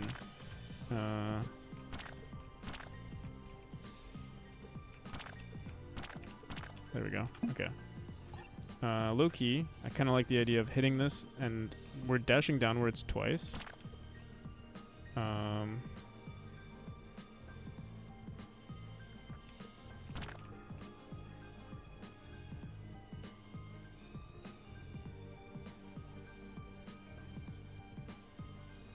Low key.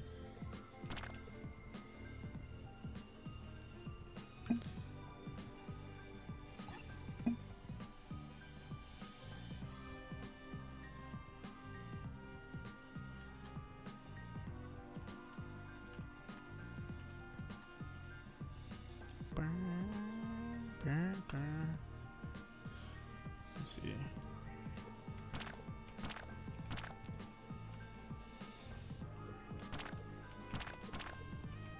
Oh, it's gonna be kind of difficult. Let me see.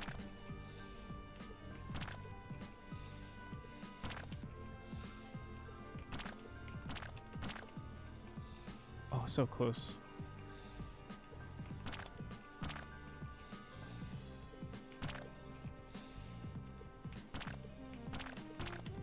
Okay, there we go. So I know it's possible, and we're gonna update. It's gonna be updated soon anyway, so this room might change. Okay. I did want one more room before this one, just showcasing that you can dash from the left side. You kind of learn that here, but you can also hit this eyeball and go over, so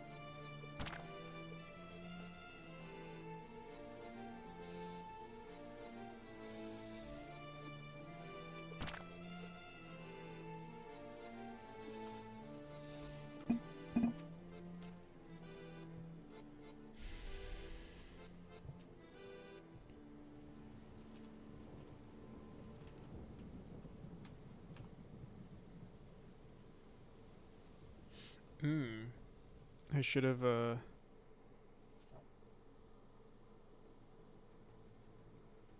maybe given us more space. No, we still can push this up a bit.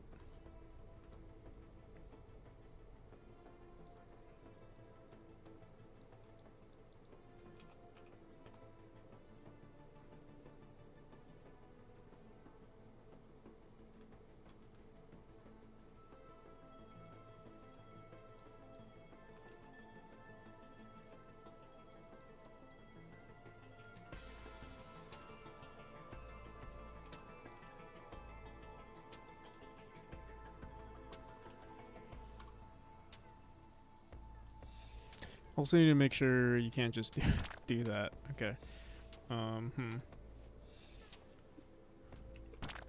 We need to reward that somehow. 'Cause right now you can just... Yeah, Let me see. We could block this area some more.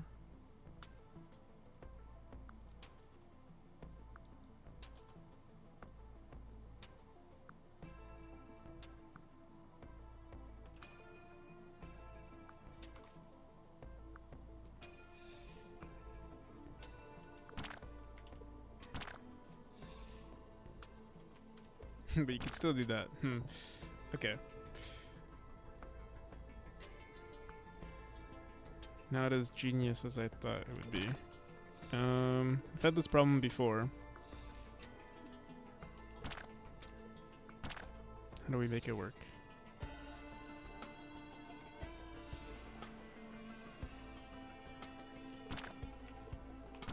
If we can somehow force the player to dash...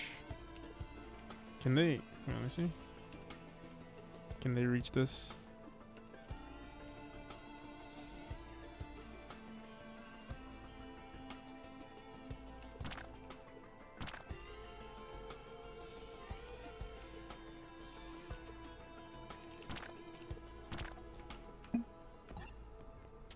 If I expanded, maybe push this way. Put more spikes here. It's very hard to put everything into a room bound by the camera, though. That's the only problem.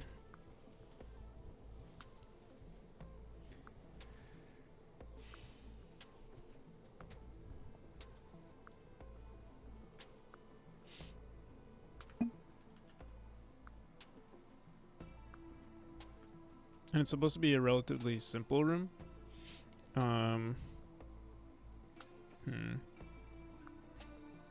How can we prevent the player from getting this eyeball?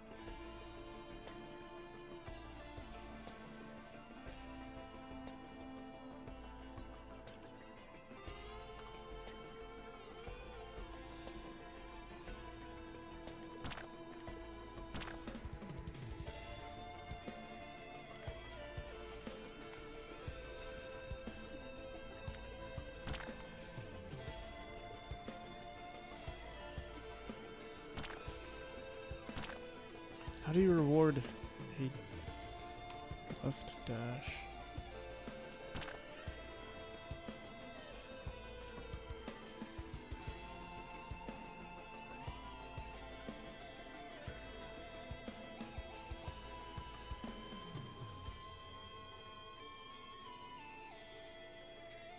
The only thing I can think of is if we flipped the position where like the player started out on the bottom and then they have to get across. Because then they literally can't reach the eyeball.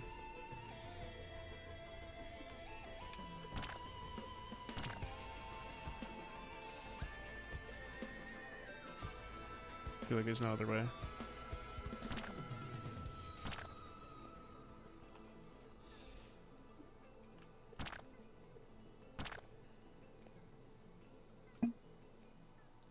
What did we do before? I know we have a room like that's sort of similar.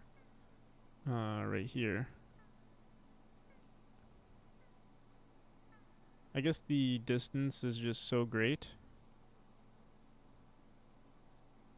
We brought this closer to the player, maybe?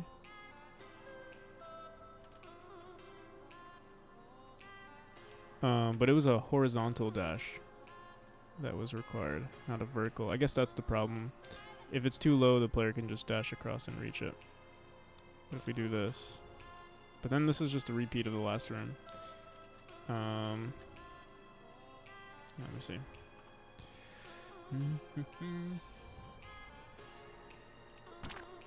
Oops.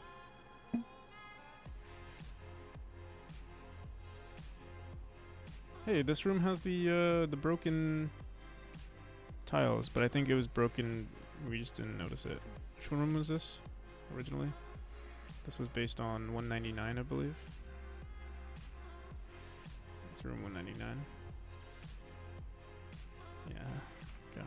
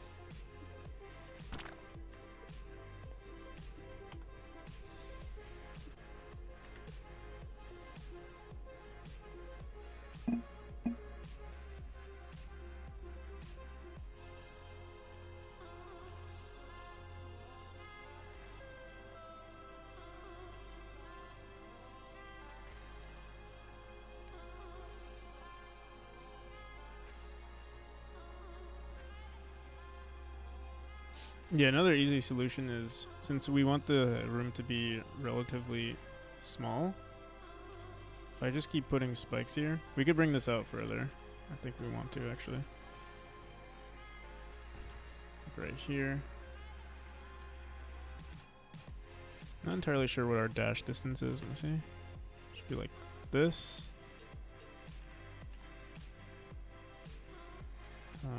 Or let's try that.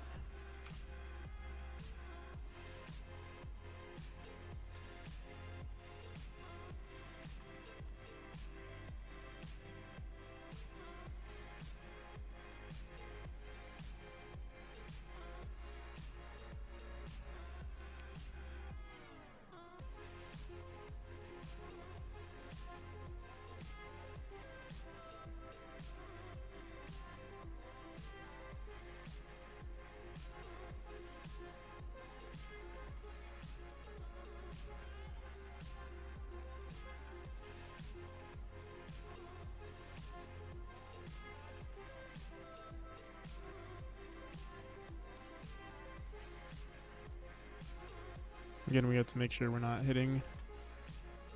able to hit this eyeball.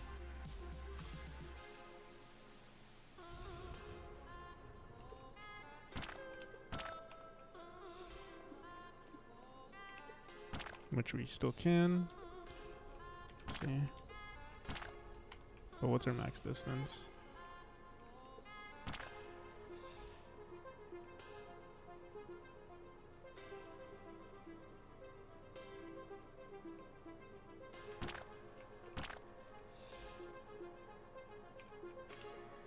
Okay.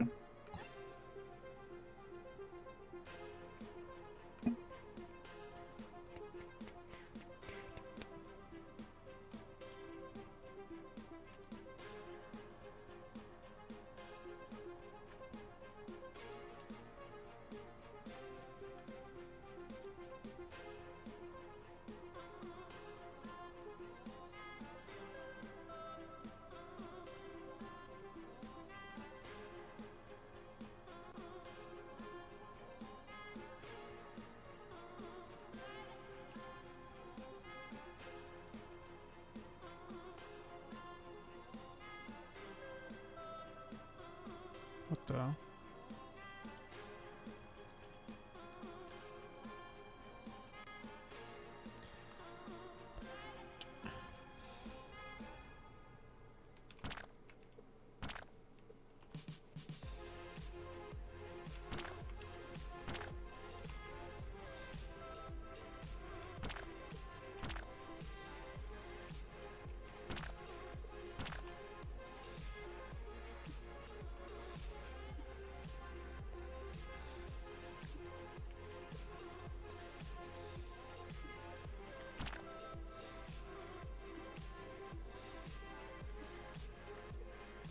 We can still hit it, but I don't think we can hit it from the correct angle, so that's fine.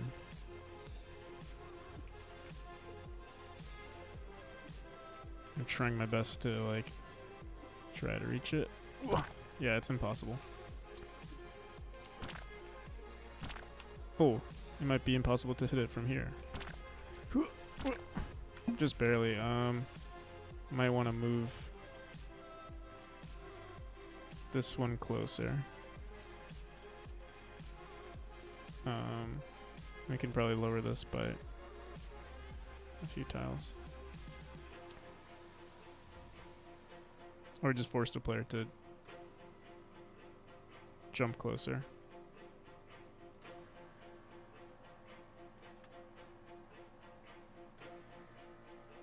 Maybe even like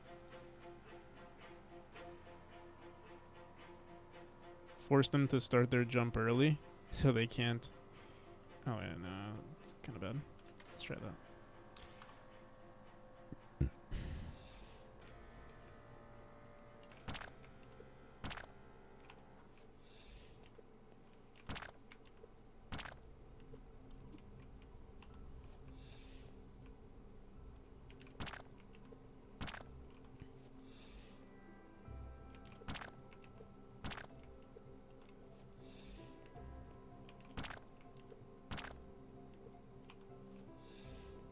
Okay.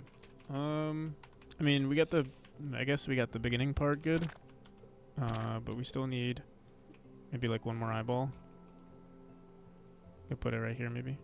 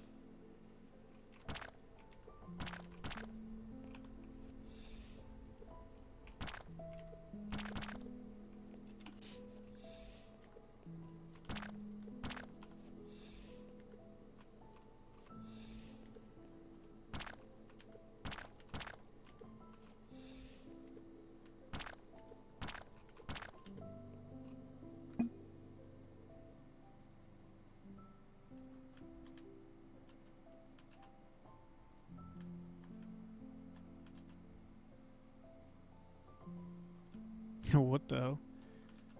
Oh, there we go.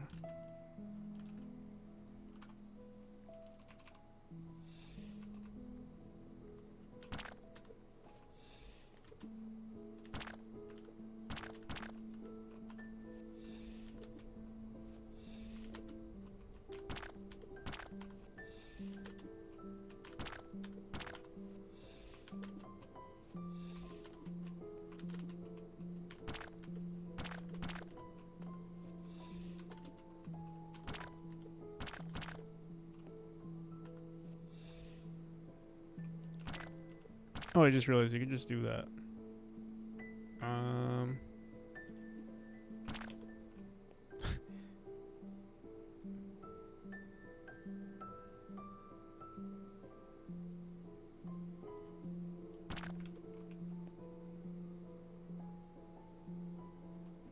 We could try maybe. Let's see.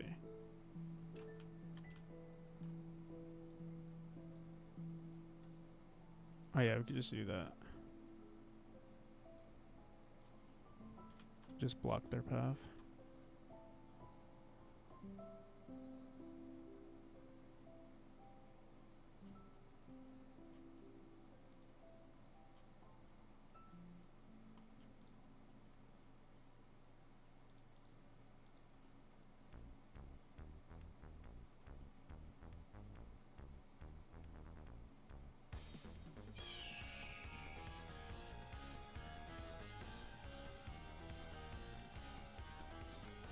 I like the curves that we're making. Like, you know, yo Jack, how's it going?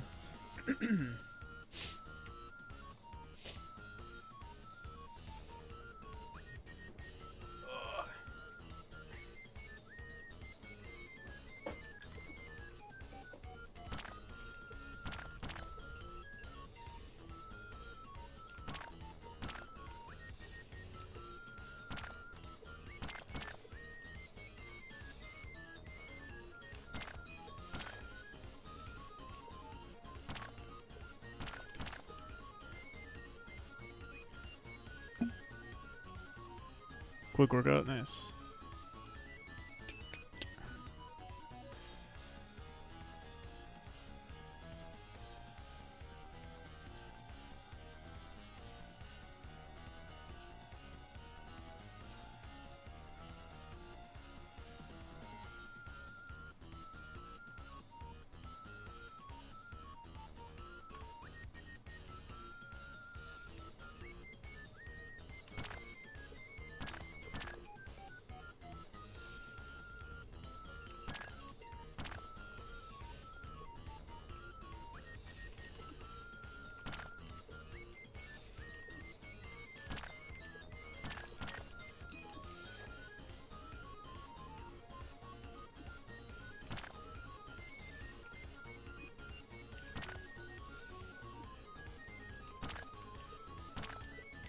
Just want to make sure we can get across.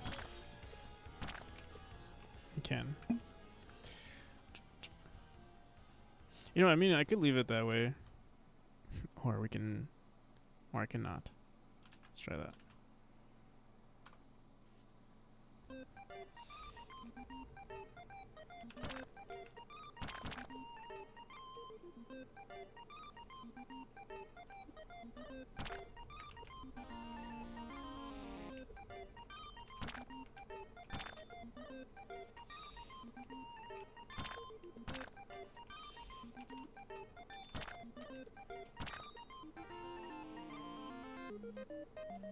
How much faster is it though? I feel like you might just want to do that. Guarantees the yeah, I feel like that's faster than just jumping straight down. Or just jumping straight to the right.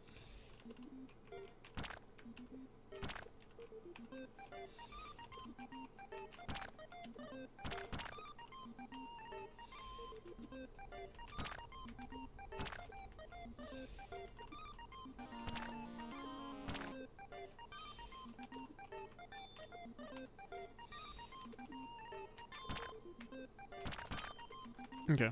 Yeah, we'll leave it like that. I do want to fix spike right here.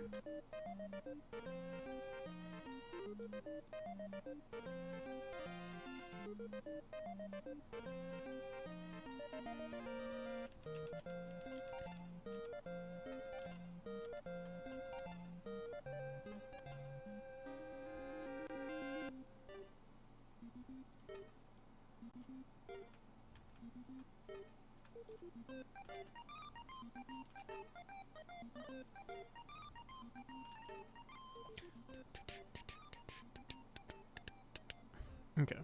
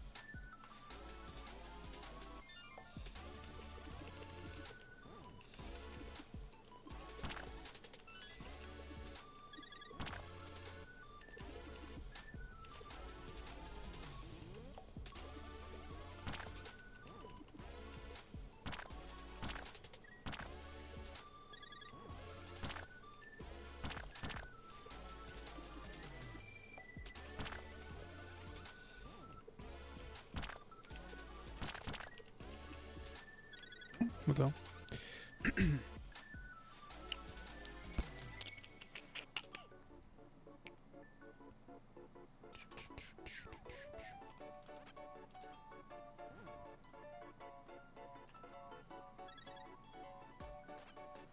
Yo, Chloe.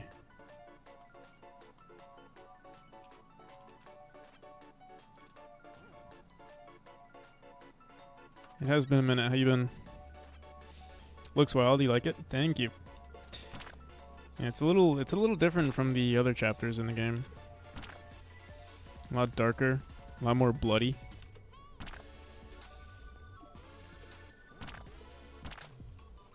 I think this room's a little too difficult. But we'll change it later.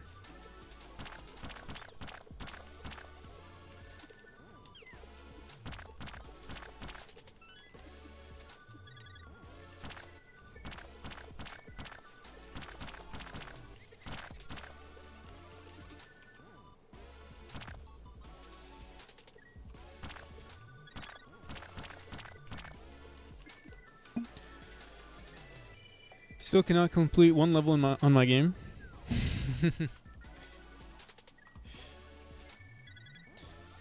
You know, they say I've said this before, but they say game devs are notorious for being bad at video games. But yeah, how you been, Chloe? What you been up to?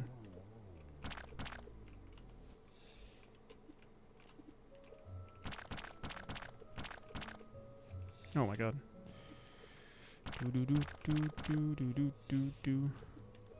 Pretty good? Not much really? Let's see. Well, as long as you're good, that's really all that matters. I mean, but being not good is also okay.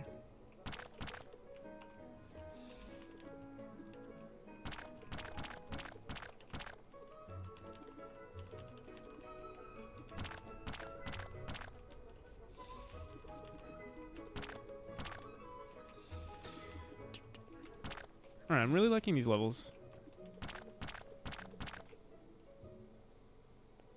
Good at 100% games. Just not online. You mean you're good at 100%ing games, or you're good at all games?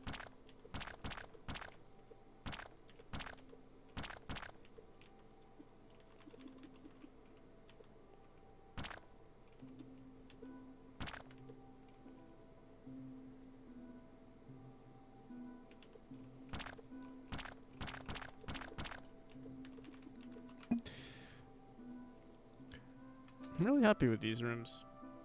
This is literally chapter 3 though. That's my only 100% games.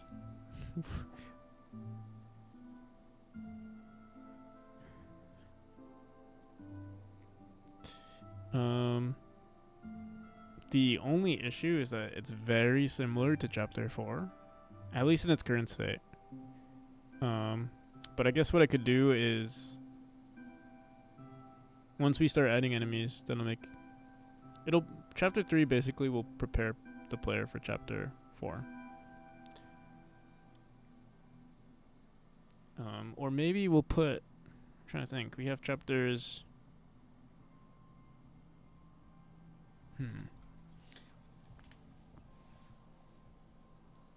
if we had more chapters, this would make my life so much easier. But we don't.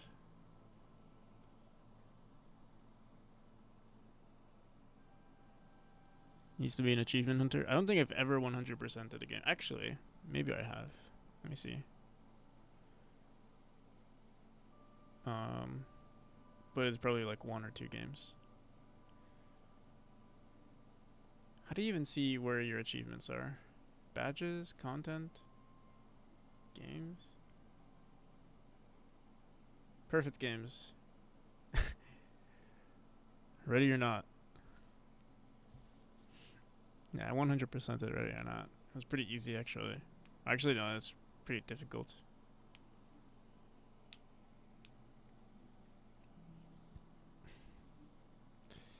How's it going, Pixel Pit?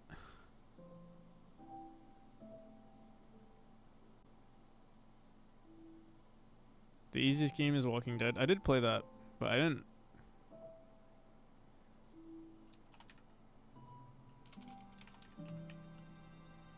I got 46 out of 48. 38 out of 40.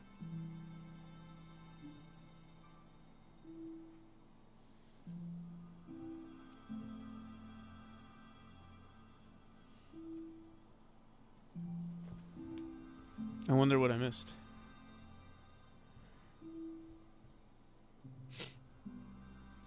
Okay. We actually got a lot done in 2 hours and 20 minutes. We fixed our saving problem. Here, I wonder if that bug is still in other rooms too. Yes, it is. You know, wait a second. I want to make sure. I hope this didn't freak out on us. I don't think it. Actually wondering.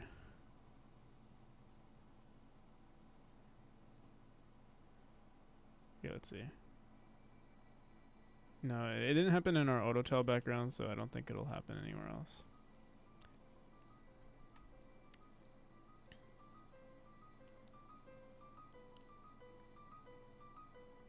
In the first Walking Dead, in the final chapter, there are 2 missable ones. I see.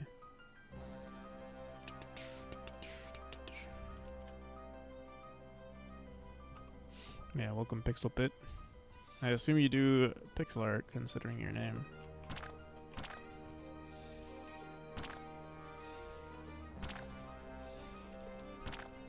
All right. So I think we actually completed everything we wanted to for this stream. So I think what we're gonna do is update the player movement just a bit. I want to add some coyote time to our dash jumps, because it's a little. I mean, it is a speedrunning tech, but I do want to make it slightly easier. This looks fun. Thank you. You can play the demo now on itch. It's a little. It doesn't have like this chapter, but it has like the first chapter and the second and third. But yeah, I should update the chapter pretty soon, or update the demo pretty soon.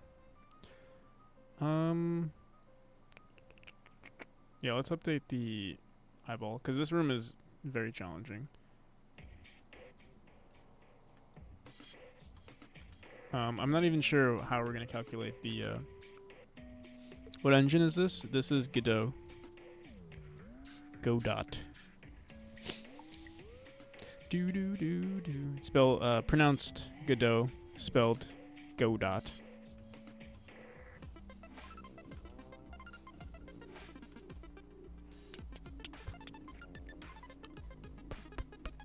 But don't call it Godot. The entire community will make fun of you.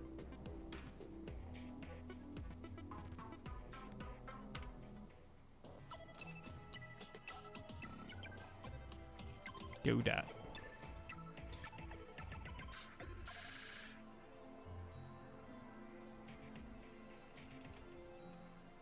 Godot. Godot.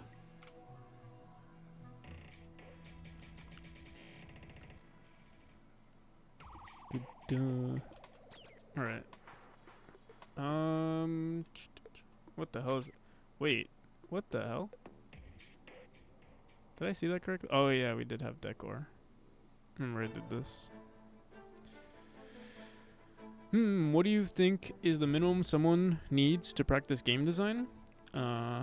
So the best way to become a game developer is to just do it. There's nothing that you're gonna start with 0 knowledge anyway, regardless of what you do. So there's no minimum. Obviously you have to learn programming in one way or another.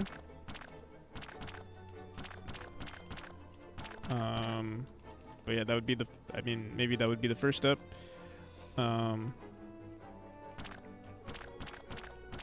It was, I guess, my first step.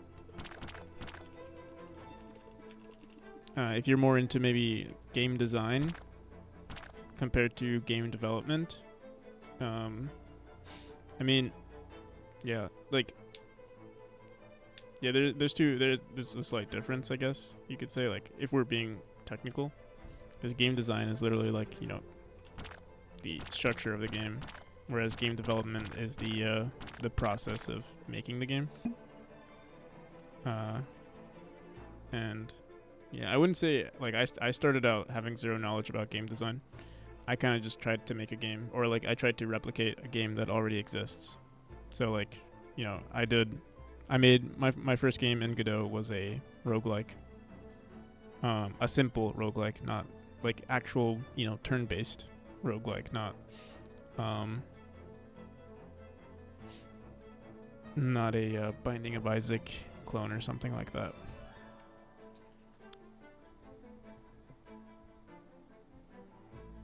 Game development, since the programming is part of the is a part that excites me, but last device I had couldn't run any game development softwares. So Godot is pretty lightweight.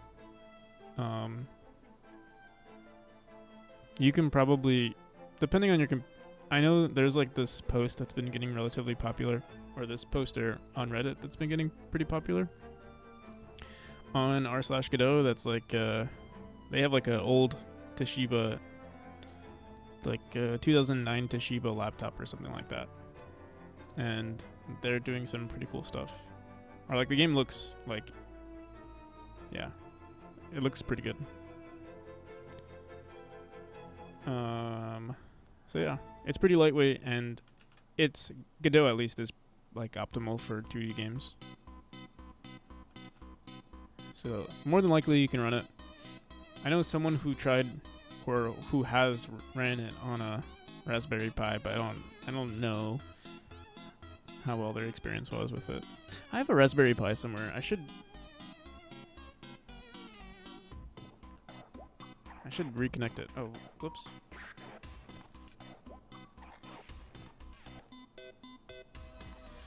What about on mobile things like iPads? I think you can actually run Godot on, I don't know about iPad.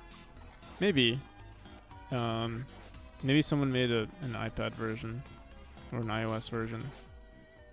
I know you can definitely run it on Android.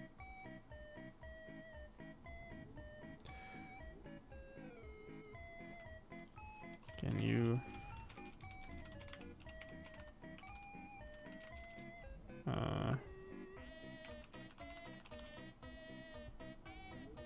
on my iPad. Well, don't know if this is clickbait, but someone says they're doing it.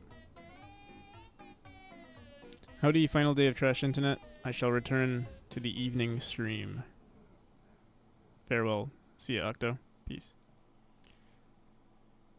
I just realized our chat is like slightly stretched, isn't it?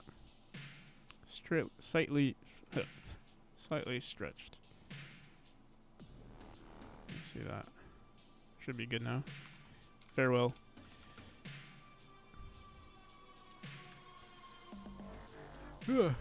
Okay. How to compile for iOS. Apparently you can do it. This says compile.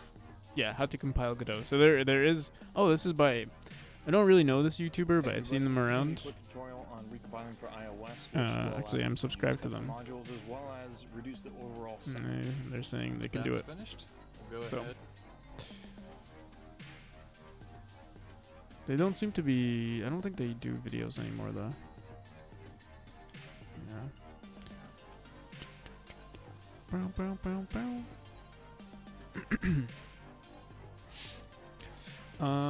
But yeah.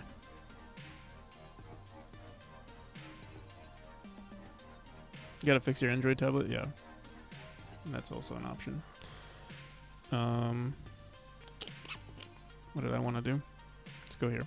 So we did more than 2 rooms. So I think we did 4 rooms, quick collision tile map update, and record video for Tuesday. You know, I might just do this on Tuesday since it's Monday. We'll see. But what else can we do today? We can add coyote time to jump dash or dash jump. And fix Tox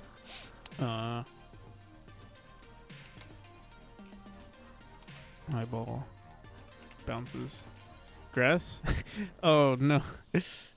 Grass. How's it going a little bit? I can't add grass yet. Again, adding grass would be a whole can of worms. I do want to do it, I promise. Here, you know, I'll put it somewhere in the let me see. Yeah, I'll make a, do I have a graphics? I don't. I don't know if I can do this for chapter 5. So I think maybe next month I'll do this. Yeah. Let me actually...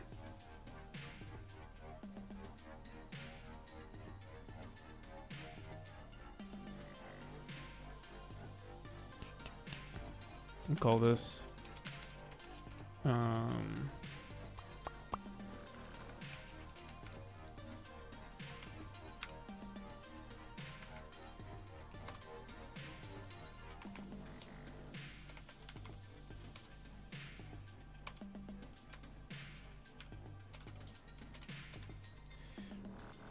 and here we'll add dynamic grass.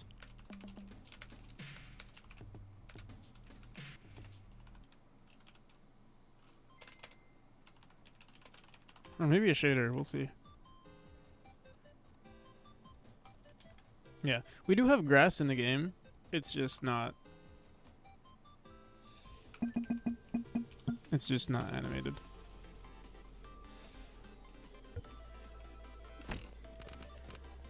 That's okay. Maybe the more you ask, the more likely I'll do it. Like, sooner. We'll see.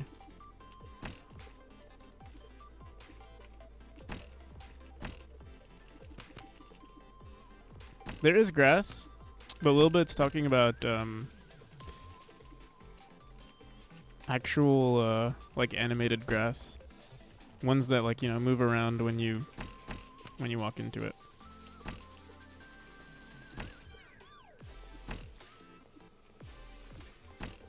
Right now it's just a sprite, an automated sprite, like it is kind of dynamic, it's just not animated. I need physics though? No. You don't really need physics. Usually with game development, you don't actually make, like, I mean, you can obviously add physics to your game, and like there's physics and movement and stuff like that, but you don't need, you can emulate, emulate physics. It wouldn't actually be like, oh, you're colliding with grass. It would just be like,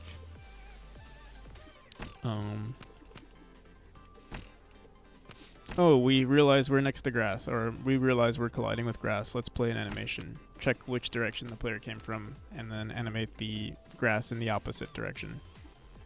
Go collide with grass. That's a good one.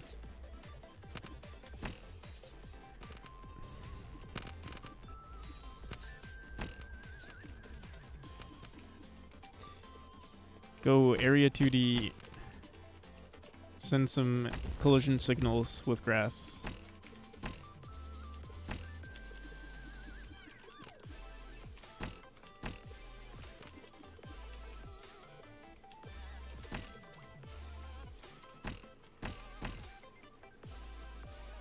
Best way to learn grass physics, not gonna lie.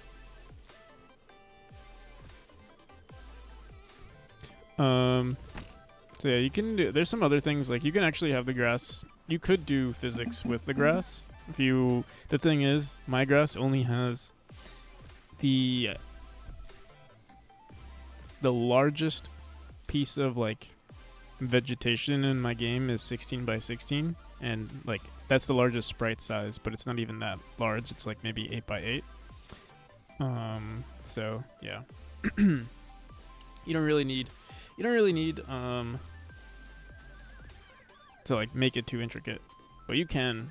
Yeah, I saw, let me see if I can find it. Someone made something really cool. There's also Godot shaders that has like some pretty interesting grass stuff. Let me see.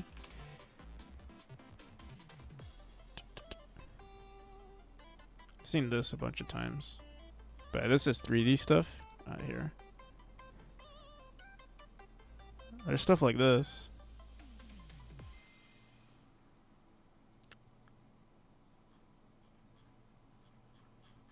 It's all done with the shaders here. But I've seen someone do it in 2D. Here, let me see if I can find it for you. Oh, I keep going on Godot shaders. Reddit.com/Godot. Thank you, Very Exotic Shark, for the follow. Excited to see what grass sounds like in this universe. You can find some sounds right now. Maybe I'll add a shrubbery sound, or I don't know. We'll see. They were pretty popular lately. Let me see. Top this month, maybe?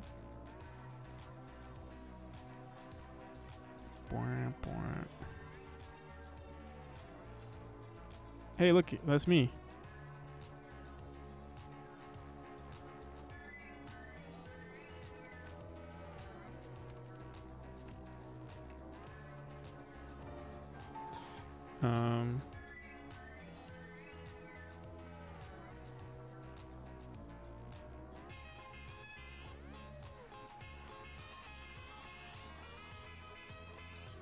It's this person.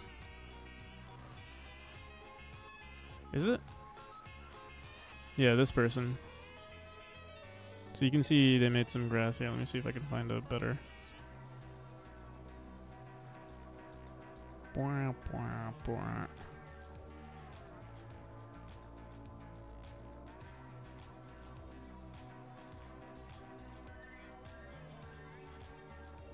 Here's their grass.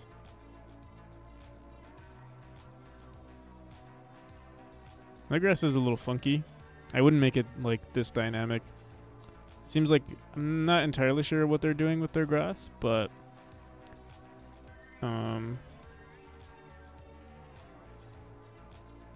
this would be a little bit too dynamic for what I want, because they're like rotating the sprite.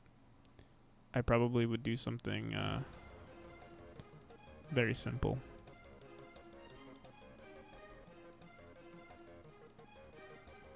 Yeah, I'm actually wondering, what could we do? I know, what's his name? Grumble of Pugs has a... I don't know if they do a grass shader. I think they just animate their grass. Yeah, some funky stuff is going on here.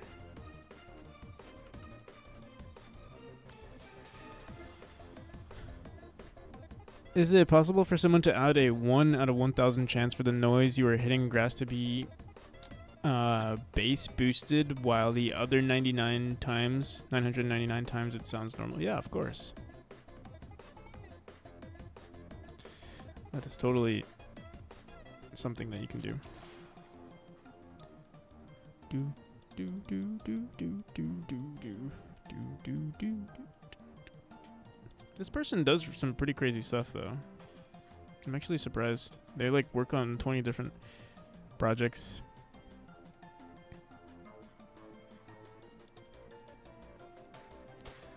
Do do do do do do do do do do do. I wonder if they have a 2D grass shader. Doesn't seem like it. Oh wait, what's this? It just makes grass. Bow, bow, bow, bow. Trending shaders. I use this one, I'm pretty sure.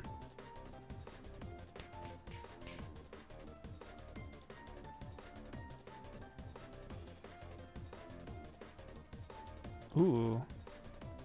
Energy shield. Whoa. Whoop. Whoop. Okay.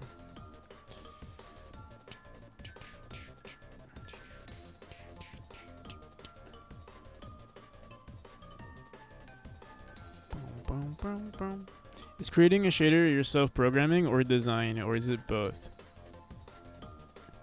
It's... Yeah, I would say it's both. I would say it's very programming. It's intensive. It is art. It is art, but yeah, like it's the most, like usually it has the most aesthetically pleasing effect on your game, but it's like very, you know, there's a lot of math involved, managing pixels and stuff like that. So, while it is design, it's like while it's beautiful, it's also very intensive, like logic intensive, I would say. I've kind of been ignoring shaders for a long time because I'm scared. I usually just go on Godot shaders and look at stuff. I don't really have too many shaders in my game. Eventually I'm going to add more, but yeah, I don't really deal with shaders at the moment.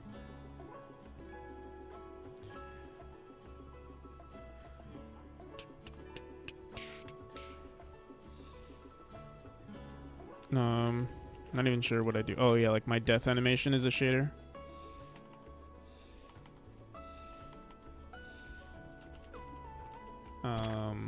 What else?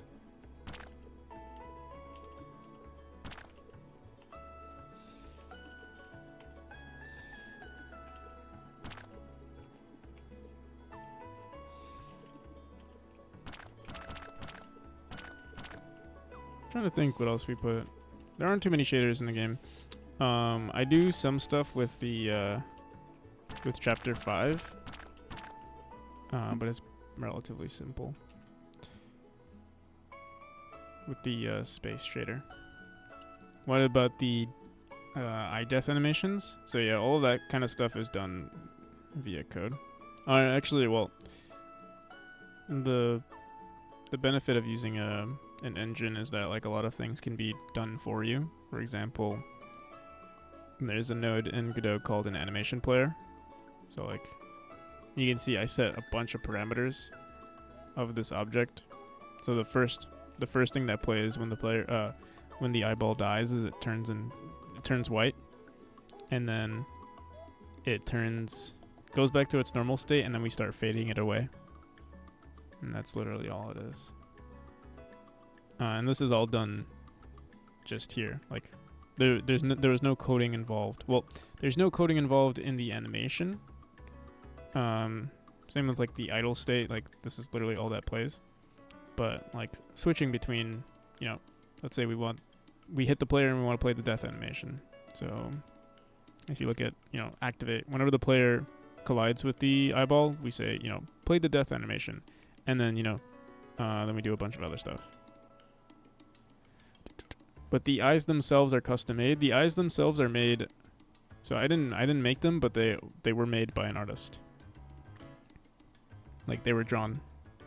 And this is the I can show you the sprite sheet.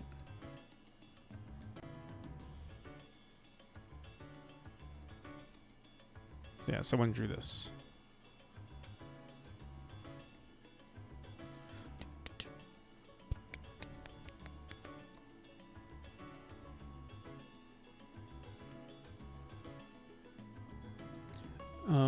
Okay. So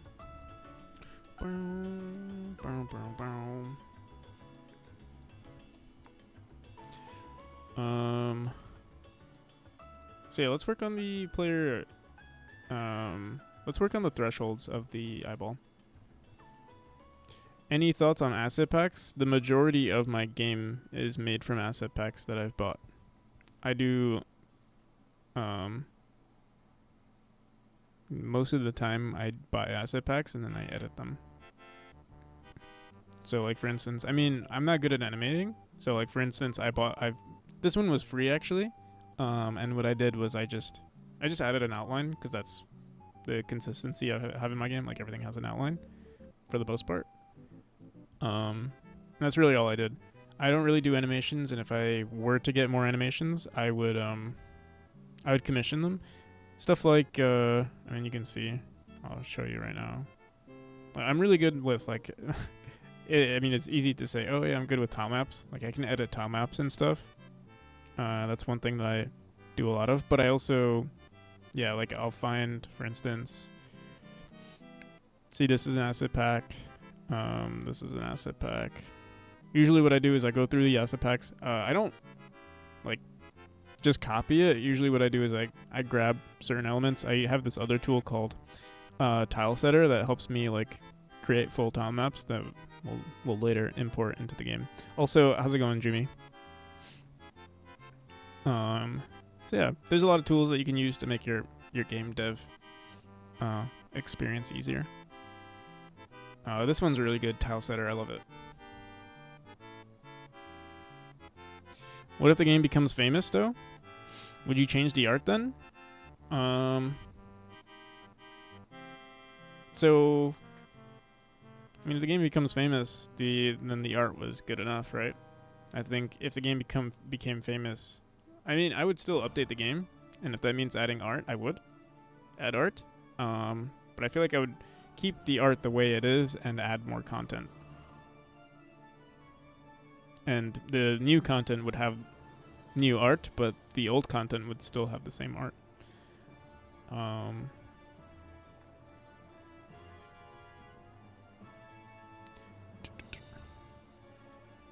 have tons of trouble making tile sets. Item/sprites sets are easier and less confusing. Tile sets are very, well, at least for me, I think it's easy for me to say they're easy to make because I just pick and like I kind of nitpick through tiles and edit them that way. Are tile sets like maps? This is a tile set right here, or this is a tile set.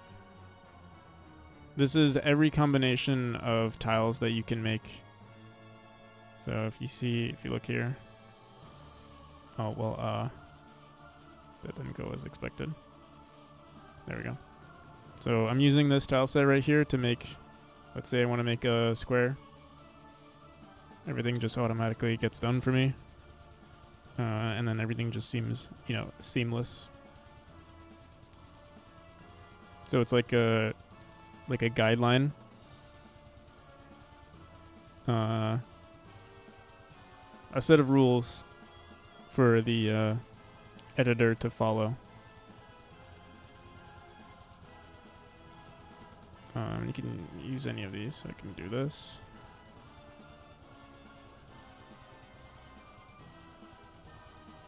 So yeah. What are the tiles? Don't really like those types of tile sets. Too limited. Oh, yeah. I know it's too limited for you. They're actually too limited for me now too. But yeah, I still use it as like the foundation for yeah, you're too fancy. Like this is like my game is these are 16 by 16s. My game uses 8 by 8s. So what I do is I actually we do a little bit more with this tile map. Where like I split these up a little bit. Usually if you look at my tile maps, they're not super intricate yet, but I do plan on making them a little bit better. Let me see if I can find you an example. Yeah, so yeah, this is not a good example. Where's all my stuff? This.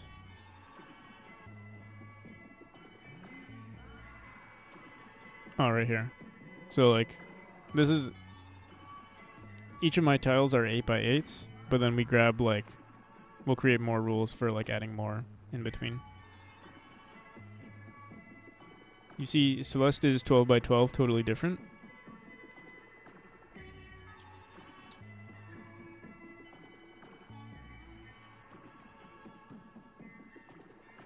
Celeste is not 12 by 12, is it? No, it's not. Celeste is 8 by 8.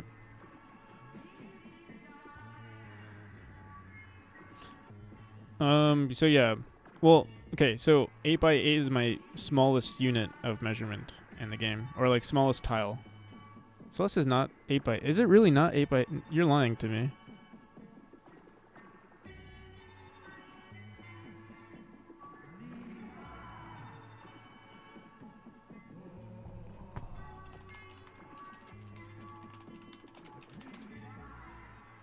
There's no way Celeste is... Have I been living a lie?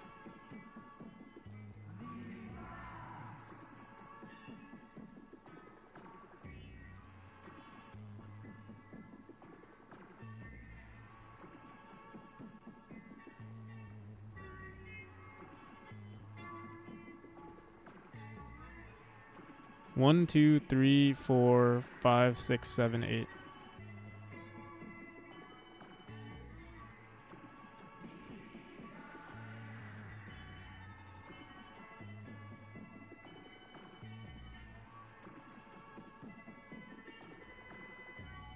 You've been living a lie.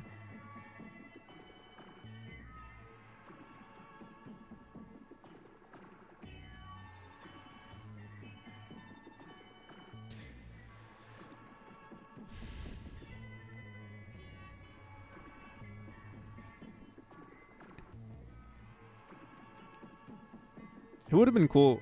No, never mind. Maybe my next game. I am getting better with pixel art, so maybe my next game would be 12 by 12. But yeah. I know, they were here earlier. Aria is trying to make also a platformer, but use 12 by 12.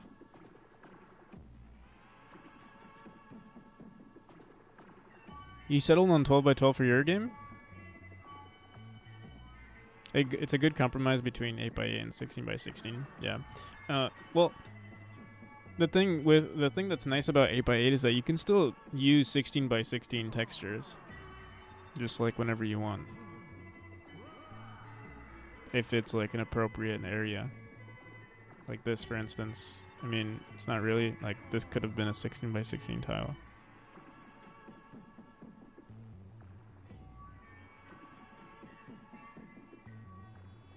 I mean, 1, 2, 3, 4, 5, 6, 7, 8, 9, 10. Yeah, like this is an 8 by 8. I mean, at least more than 8 by 8. Could have been.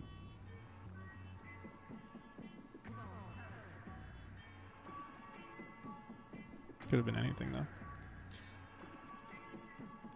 Yeah. I mean, this is 16 by 16 right here. But yeah, I'm not really bound to anything. I think it's just that 8 by 8 is the smallest unit of like measurement. That doesn't mean that you have to like make everything 8 by 8. Yeah, characters are different. My character is like 24 by some. Sorry, like freaking 1, 2, 3, 4, 5, 6, 7, 8, 9, 10, 11. 12 maybe. 12 pixels across, maybe 22 pixels up.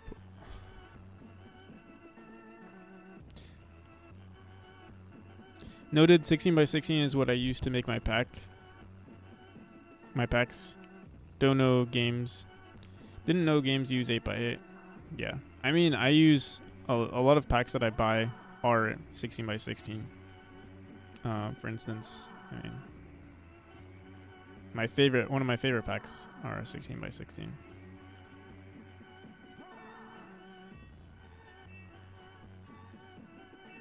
Where is it? Like this one. I mean, yeah. These are 16 by 16, but I use this in my game. I use this tile map in my game. I think I use this one in my game as well. This one. I use a lot of the like grass. You might have noticed these cages around. This is 32 by 32. Right here.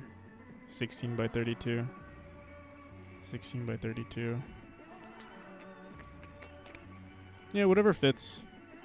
The resolution of my game is 320 by 180, so whatever fits, whatever you can throw in there, it's good as long as they proportionally work together. How do tiles work in 3D games? Yeah, I haven't done too much with 3D games. Oh, wait, yeah. I mean, it's the same thing. It's just another dimension. I think they're called something else, at least in Godot.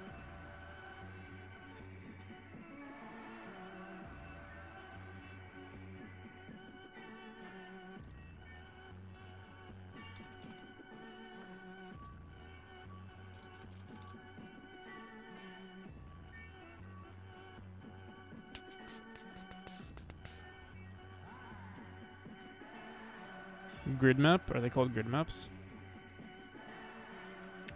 No 3D for tile-based maps. Yeah.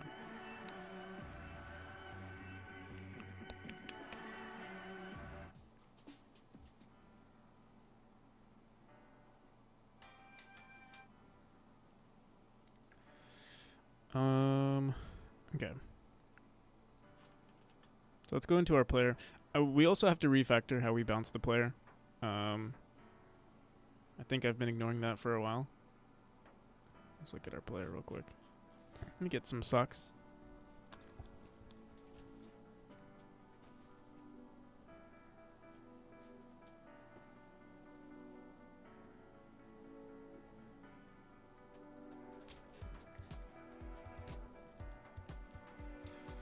My feet are chilly.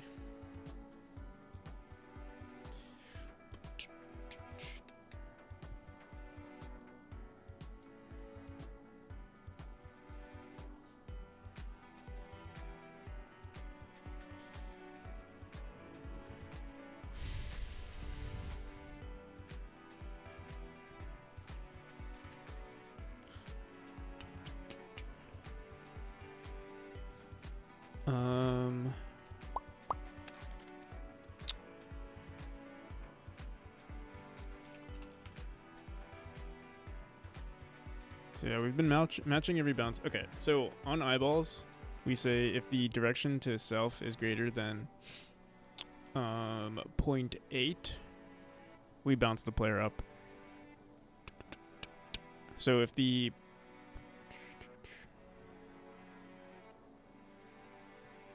you basically have to be really close to being above the eyeball for it to bounce you upwards. I'm gonna try messing with this. Maybe let me try 0.75 or maybe point. Originally, what was it? 0.8. See what 0.6 does.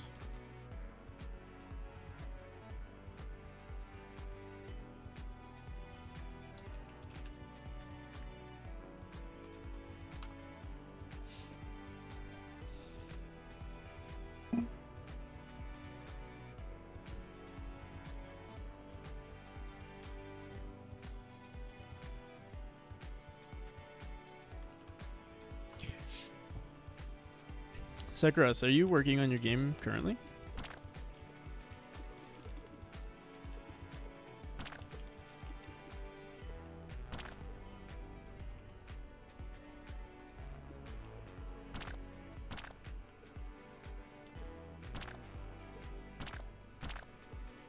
Working to pay the bills.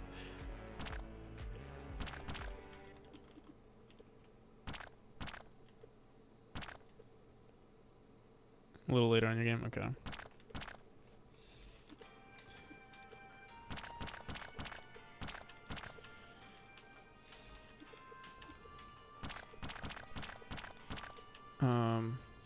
Yeah, I wanted to see what you've been doing lately. I mean, yeah, I'm sure I know you've been busy, but I'd like to see some updates.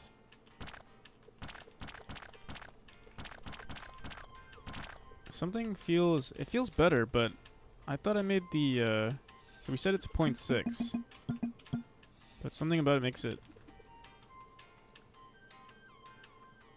You've been on vacations?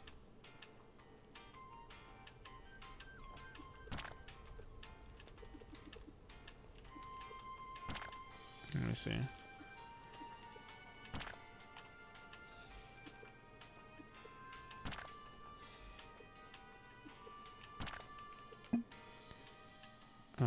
Is this even the right script? Let me see. Direction to. Oh, I also just realized. Wait. Let me see. If direction to self is greater than 0.1. You're basically, you said to be slightly above. Oh, wrong screen, wrong scene. You just have to be directly above the eyeball, and it'll shoot you upwards. No, let me see.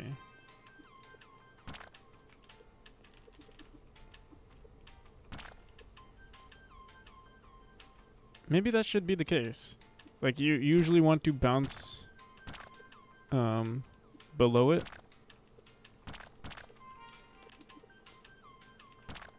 Okay, wait, no. That's a little too much. Okay, let me think about this. 0.5. Oh, I keep opening this wrong scene.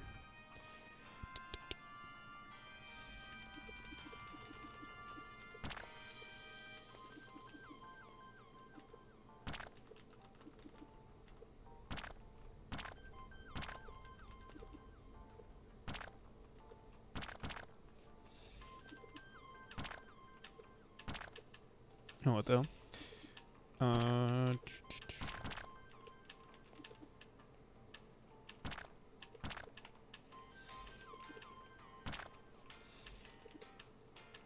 Yeah, I'm wondering if I should do something based on like the player's input, like if they're pressing left.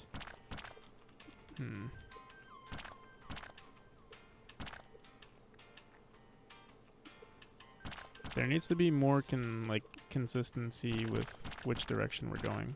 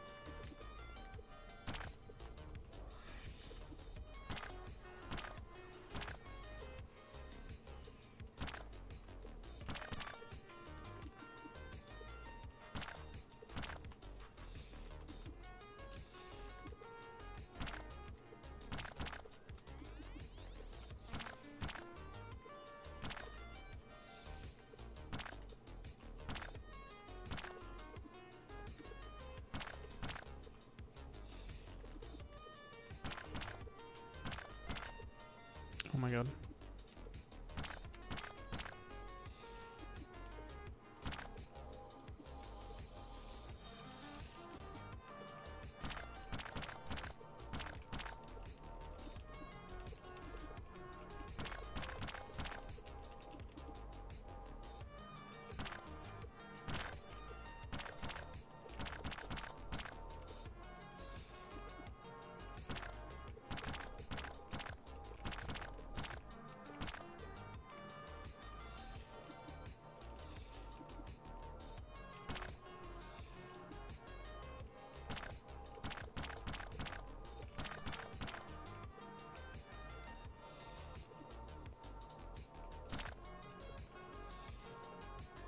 Maybe, okay, I think I have an idea.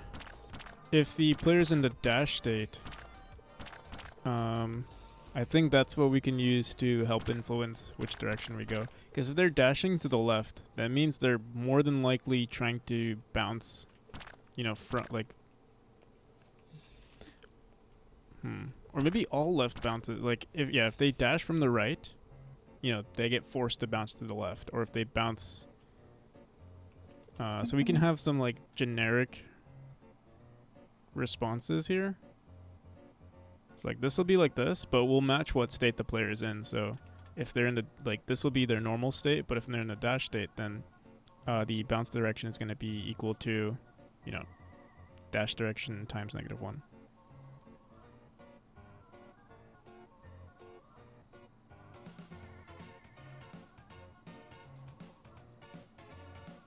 Why can one buy the current demo for 4K channel points if you can play it on Steam? The current demo is more updated than the demo on Steam. It's a private special demo that not everyone can play.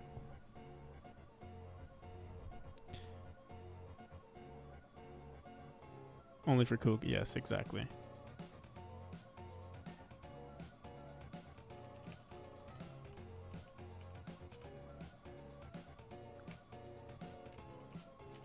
So yeah, we could do something like, I'm just gonna put it here. Actually, if the state of the player is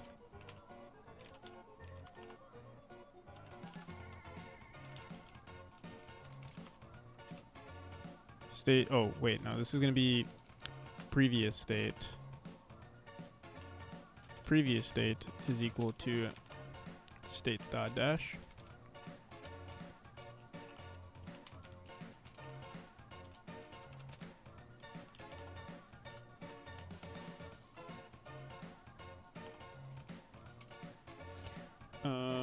Yeah, we'll say states.dash for now.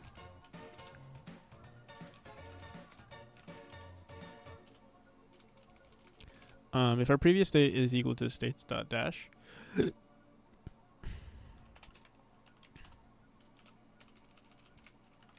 if our dash direction, or I guess we could just say bounce direction is equal to dash direction times -1. We can try this. We might want to be a little bit more yeah, I think we have to match the dash direction. So like if dash direction dot x is equal to 1, I guess we can match.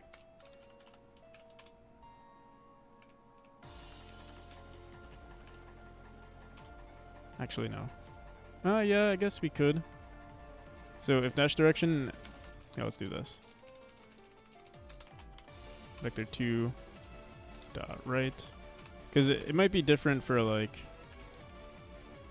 a downright dash will just automatically be a upwards bounce. Same with down left. And an up dash might be based on your direction. So like each case would be different. We'll see. We'll find out.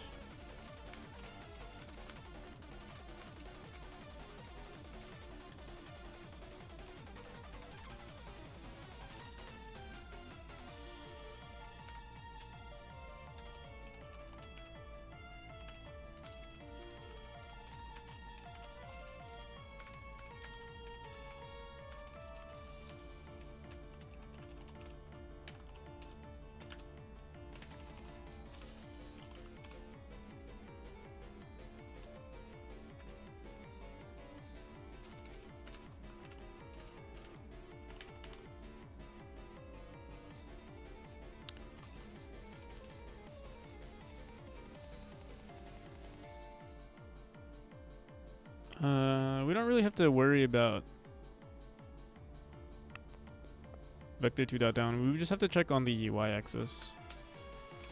So I think I'm just gonna do this.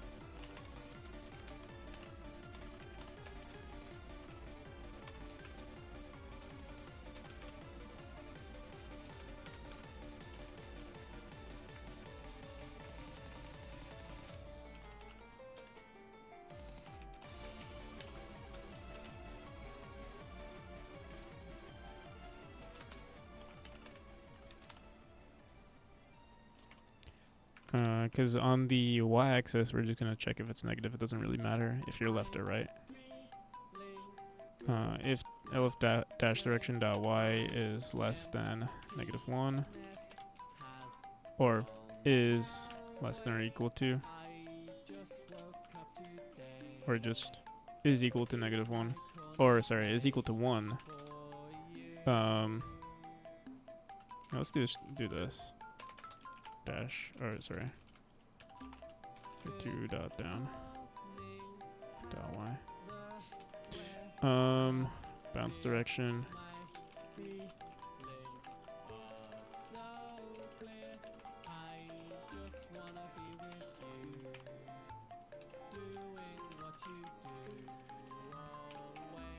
Okay, and then what is this song?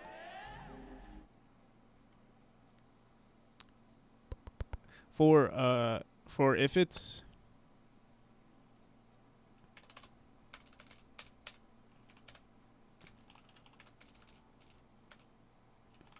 for any other case, well, yeah, there's only one more case, and that's if you come from the downwards direction. I think if you come from the downwards direction, we're gonna match the direction to self.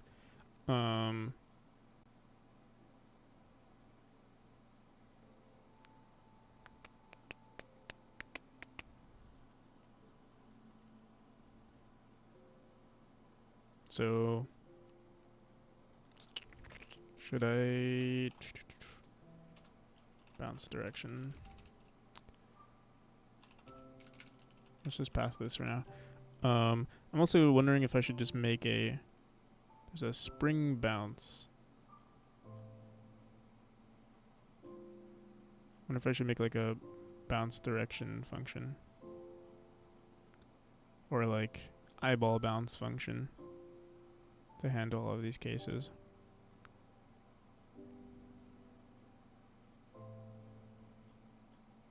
We say enter bounce.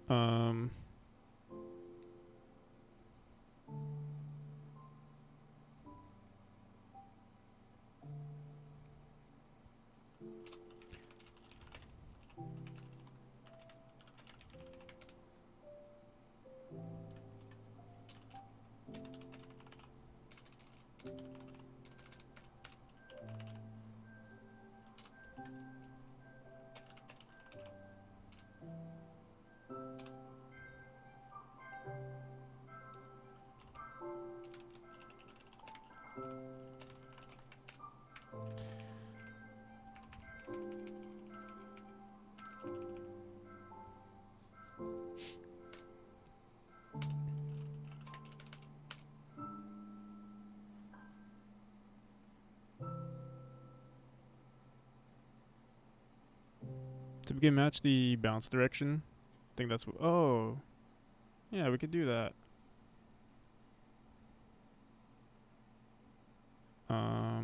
Instead of writing them here. Wait, what's the point of this? Yeah, let me do this. Var set bounce direction.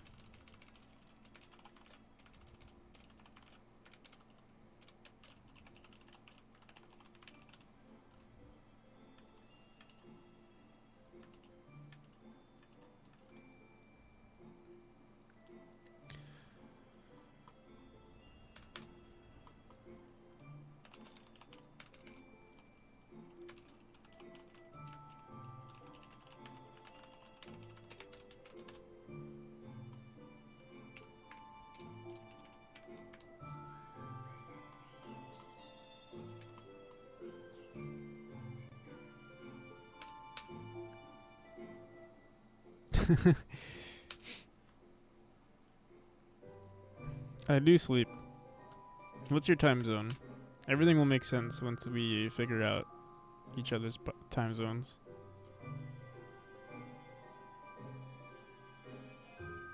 Or maybe not.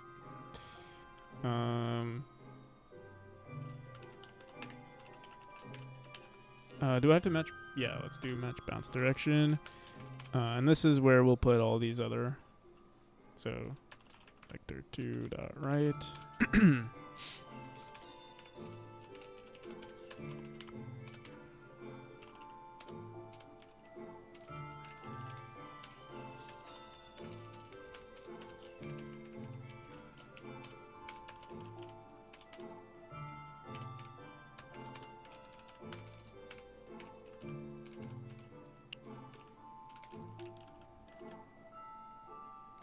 So this is just this. This is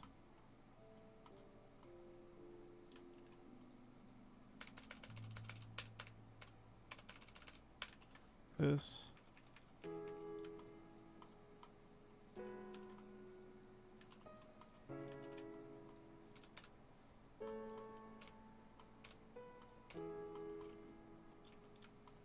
I don't think I use this here.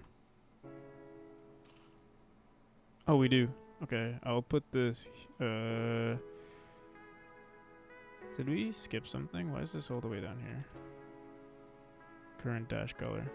Portal. Oh, I guess we do it here.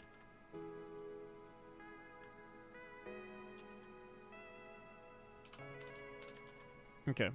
So we say var set bounce direction. If our previous state is equal to dash, if we're dashing from, actually, we're gonna mess with this.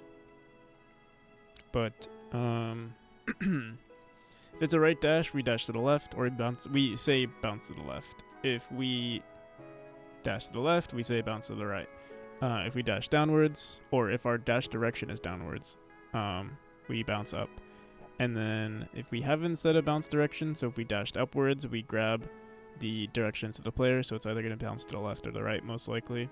And then based on all of this information, no matter what, we'll bounce somewhere between right, left, or up. We might want to introduce a downwards bounce too.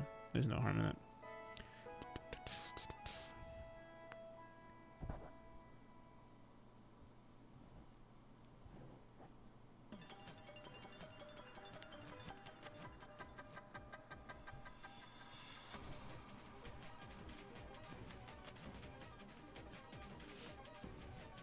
But yeah, I do sleep during the day. For the most part. I do take naps too. Or like usually I take a nap before I stream at night, but I didn't nap today. Alright, so this new bounce, let's see if this actually worked. Or if it's actually consistent here.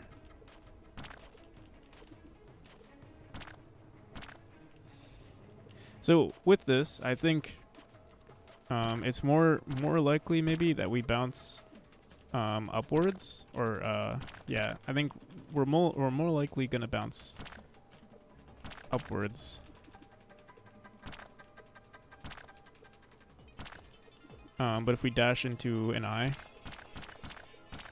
it'll dash in the direction we came from. So actually, let me go back here.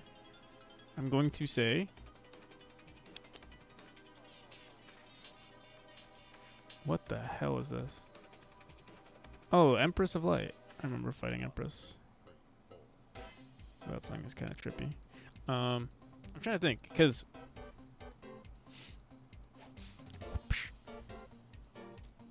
dash direction.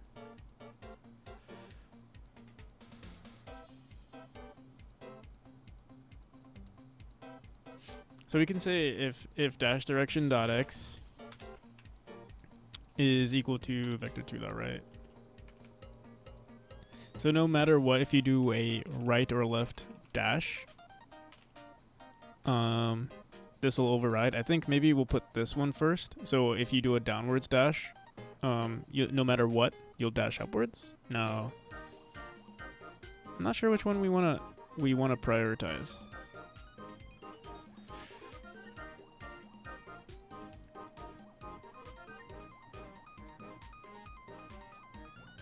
We'll see if this looks good. Also, I don't even know if I'm pretty sure this works, but let me just see.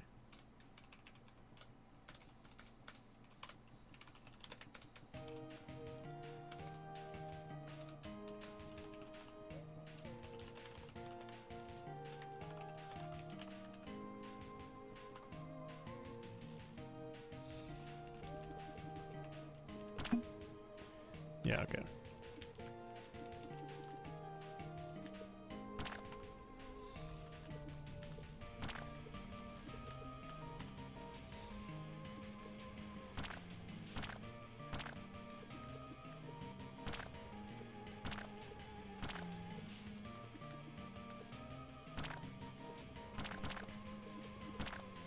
Oh, I think we can lower the hitbox now, because now it's like way more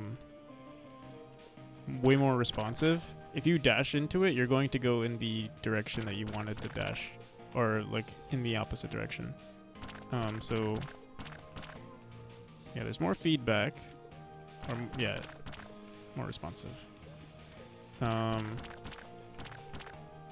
Shit. Why can't I reach? There we go.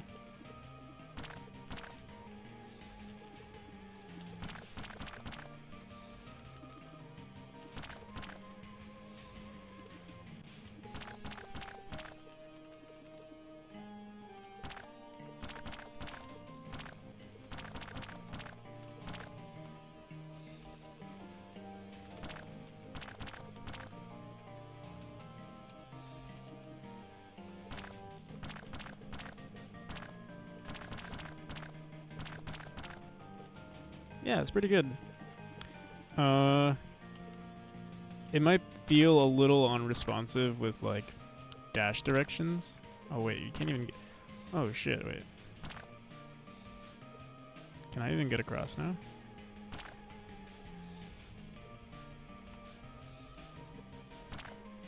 What the hell? Why is this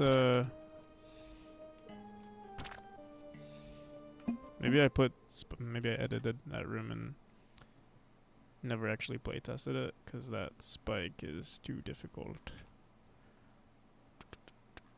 Let me see. Just do that. So yeah, bouncing on it if you're not in the dash state is gonna make it feel a little bit unresponsive. But yeah, for the most part, you're supposed to dash into them.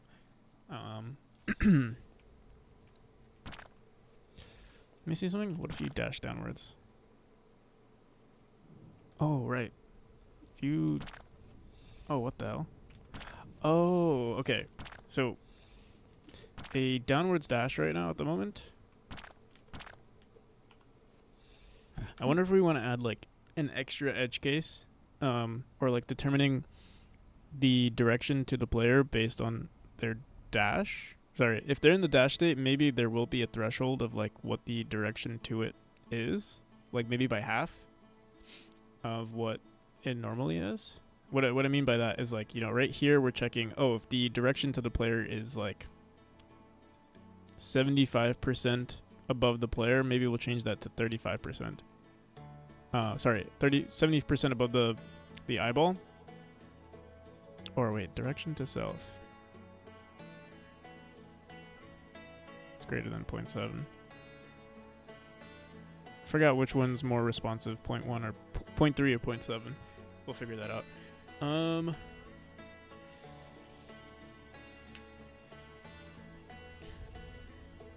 Maybe we do want to check all directions. So a downright dash would be...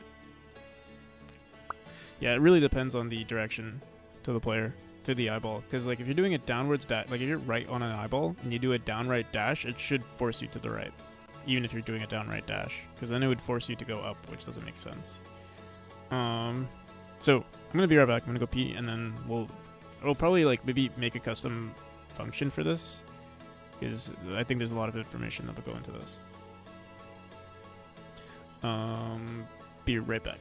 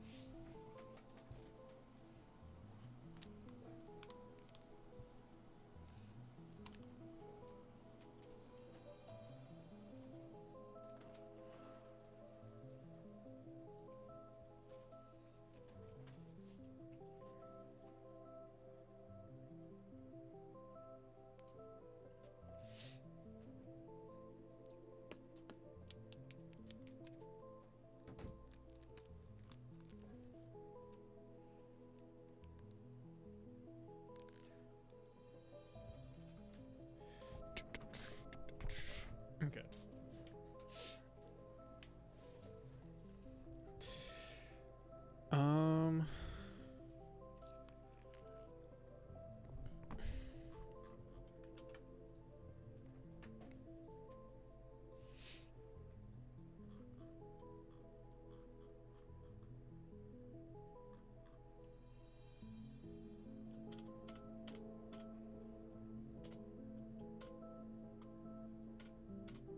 We have this spring bounce function. I don't know why we have...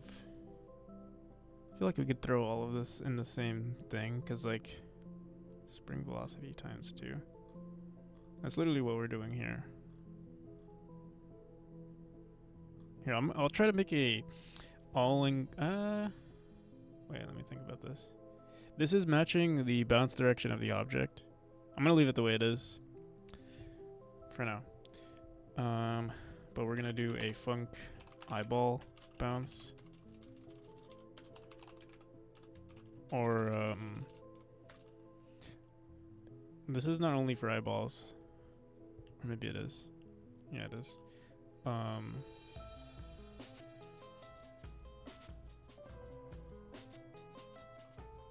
let's call it eyeball bounce for now.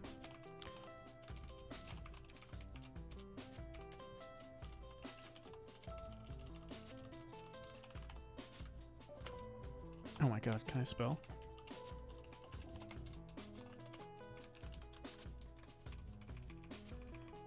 And we're just gonna put the, I guess we can match the player state.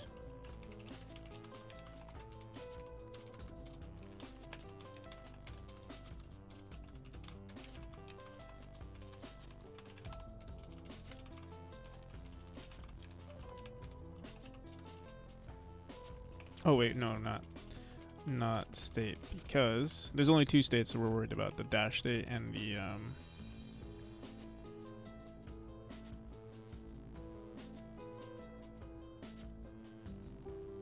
dash state and anything else. So I guess, yeah, we'll just say if input state is equal to states dot bounce. Can we say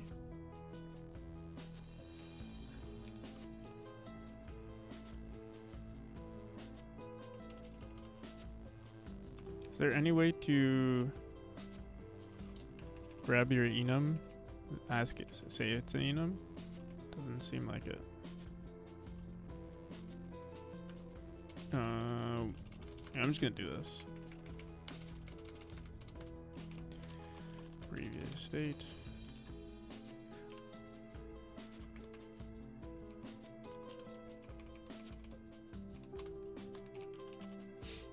If previous state. Oh. Okay. If our previous state is equal to states.bounce, we're gonna have to just throw all of this stuff in here.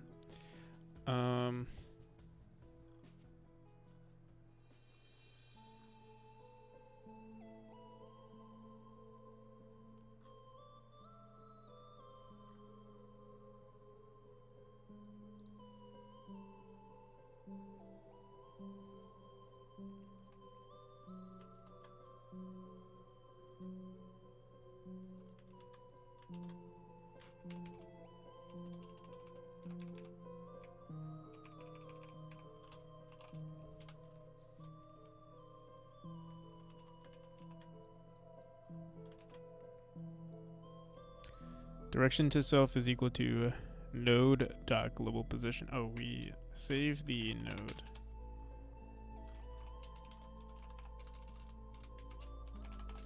Okay.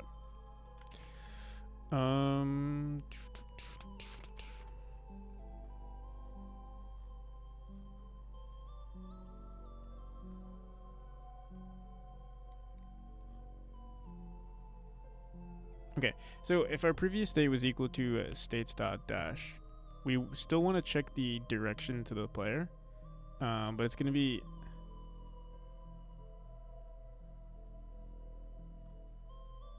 Yeah, let's actually save this information. So this var direction to self, let's cut that, put it up here.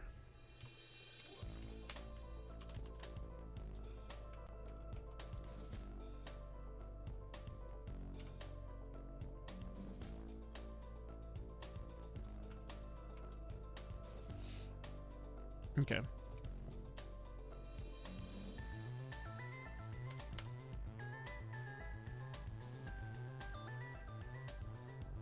I wonder if we want to handle just all dash directions.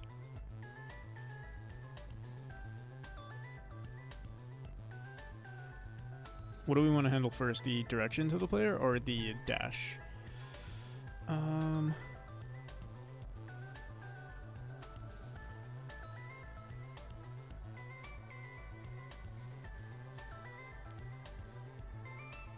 I think no matter what, a dash to the right or a dash to the left will equal a bounce direction. Okay, let's just handle... I think we're going to just check for every dash direction. So if dash direction is equal to vector 2 dot right, bounce direction, vector 2 dot left. Same with this. So I guess we could... Yeah, we should just match this.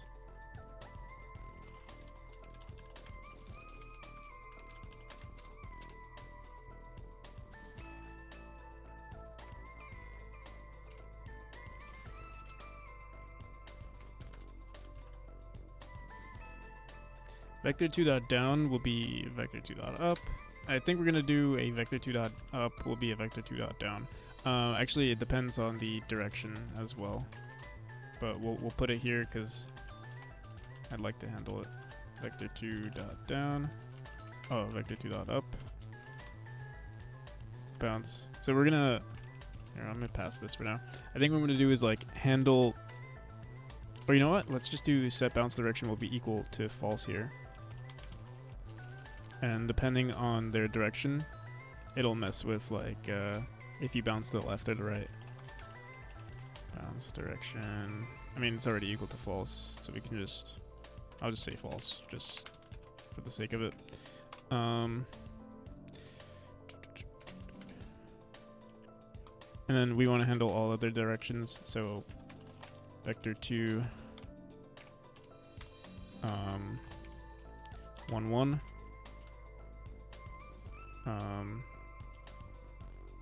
so right, upright,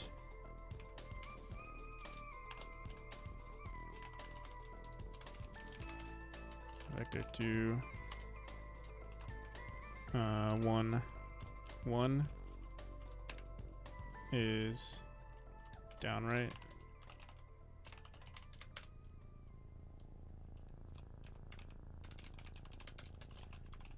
Vector 2, negative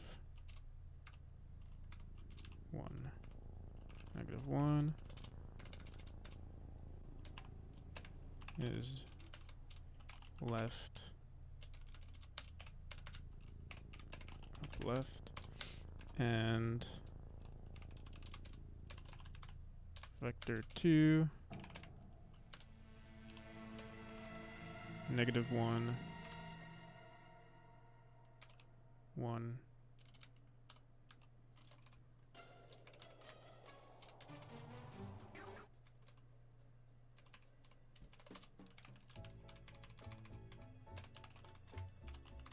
okay.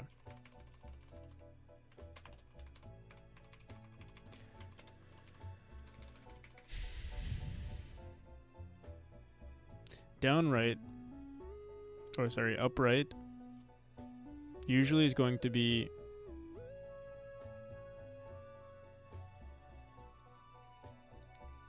did I really just which one was it?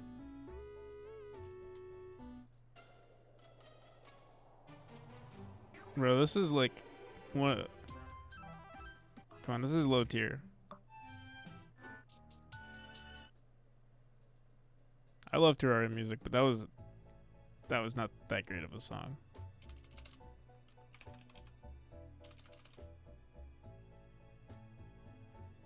All right, so vector 2 dot right, actually, upright. I think I want our bounce direction. Is there any chance for this to be set developer to sleep equal true?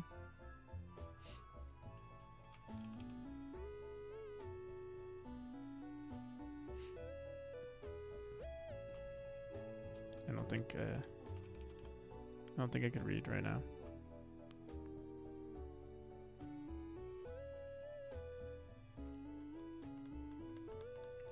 All right, the next Terraria song we hear, I'll keep. Okay. It's easier to sleep with your eyes closed. I tried sleeping. This is the only reason why I'm awake is the only reason why I'm streaming right now is because I was like, damn, I can't sleep. Let me just, why am I gonna waste my time just staying in bed doing, twiddling my fingers when we could make a game? Yeah, I think our bounce direction is always gonna be upright, or sorry, just this one right here. And a downright direction, this is when it'll get sort of interesting. I think we'll check what the direction to the player is. But it really depends. Like right now we set it to 0.7, but we might make it, I don't know.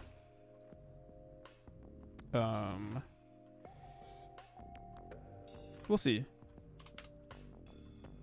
Else bounce direction.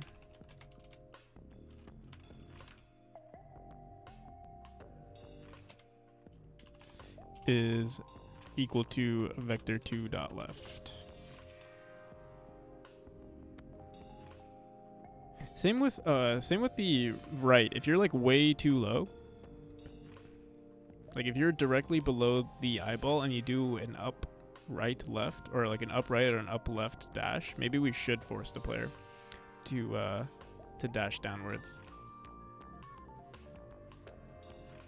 We'll look into it. I do appreciate the concerns for telling me to sleep, but I also have a very strange sleeping schedule.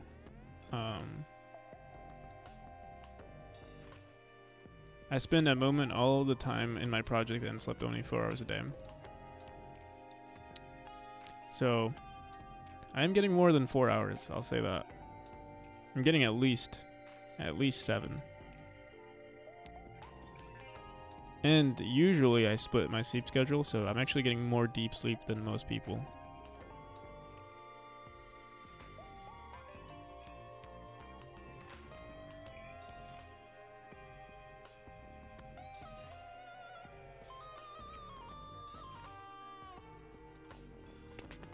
Okay. Up left is the same as up right. Right now we're just setting it to the opposite direction. But I think, yeah, we'll mess with it afterwards. And down left is the same as down right. Just in this direction. We might, okay, so we're gonna mess with this value. I feel like 0.7 might be, yeah, I'm not even sure. But the set bounce direction, we also want to set to true everywhere. It's equal to true. You know what we could also do is, we'll see. Up left.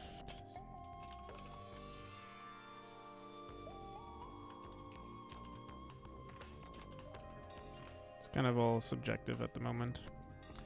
And then if not set bounce direction, if our direction to self is greater than 0.7, we say this, else we say that. And then bounce direction is all of this stuff. Okay. That's the same thing for the most part. Let's get rid of that. Should work the same. I don't think we really changed anything. We just handle every edge case. Let's see. 7 hours in your dreams, maybe? I'll record it for you guys. Alright, let's start from the beginning. Shit.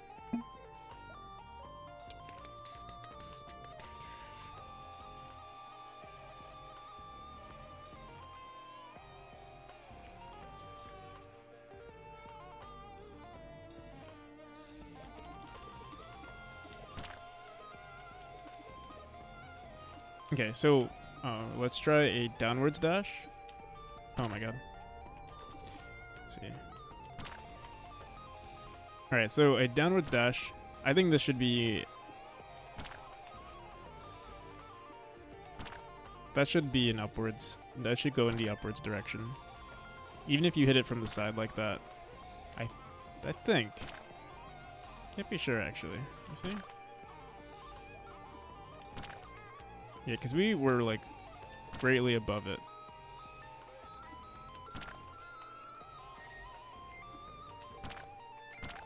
So, I forgot.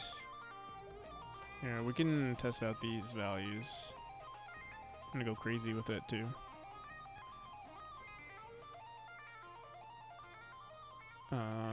The eyeball bounce.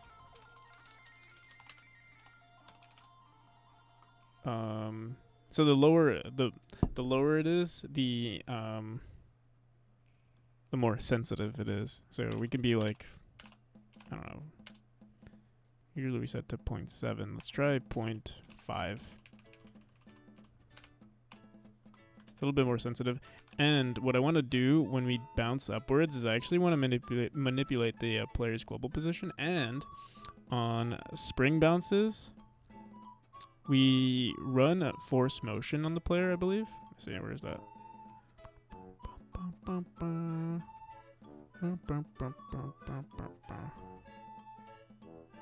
Where is it? I thought we did it in the spring bounce. If our previous state is equal to states.dash. No. I think we might handle this in the bounce state.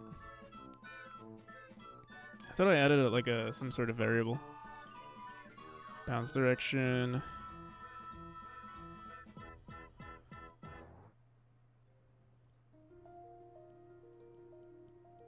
Matched up.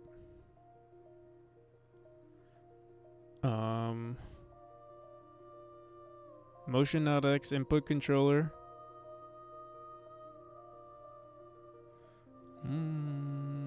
Oh yeah, we do this. So we add... If they're doing a right direction, we might want to just add velocity to the player. We don't say bounce. Well, we mess with their bounce direction, but we also mess with their motion. It's not something that I usually do. But I think it'll make the bounce a little bit more satisfying.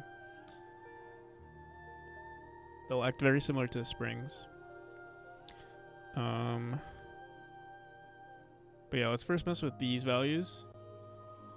Let's play it.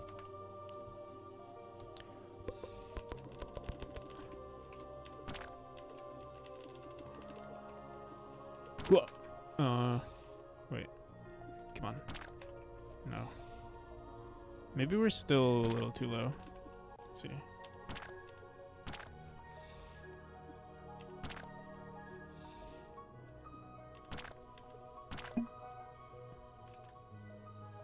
Point five seems a little too high. Let me try 0.3. I'll keep going lower.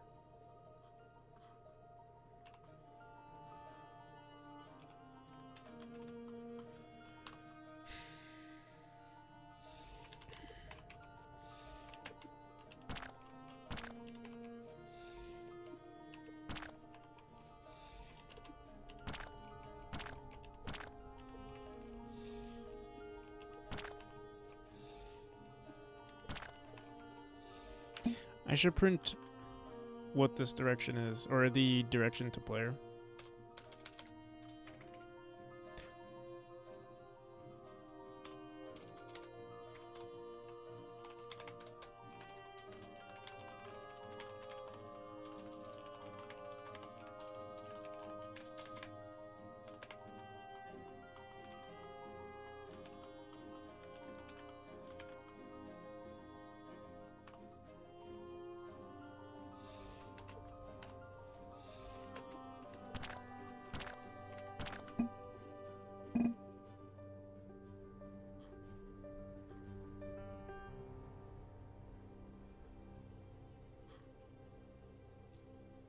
What the hell? Where's our dash?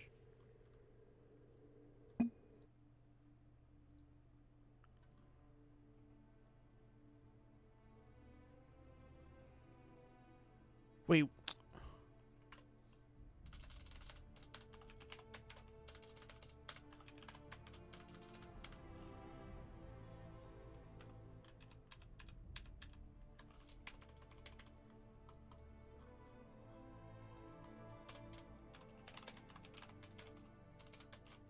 I don't think we wrote it.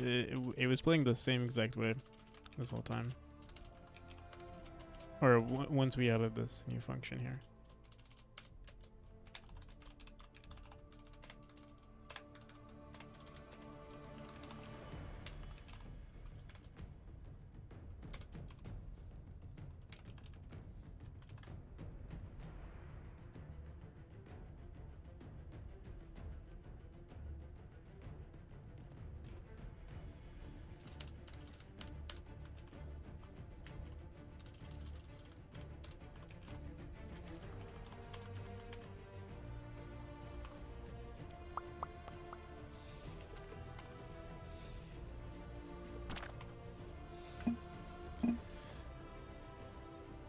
Direction to self is 0.9, negative 0.13, 0.92, 0.3,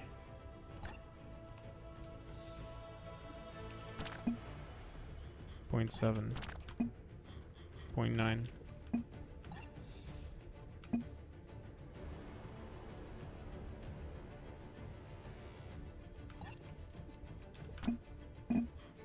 0.05, negative 0.05. You know what?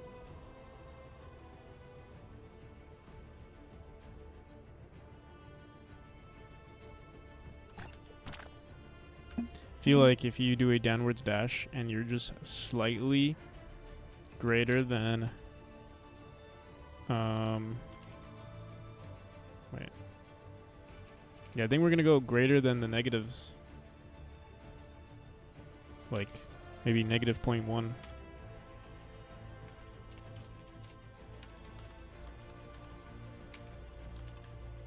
me see.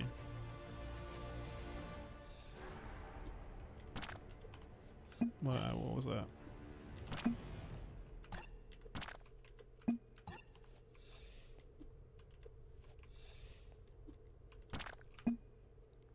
0.3, 0.81, 0.7,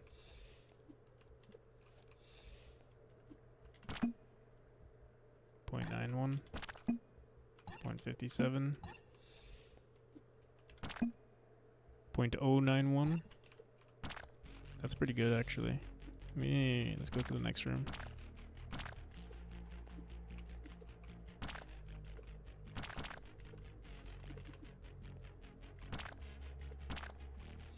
Okay. We didn't print that out. Let me see.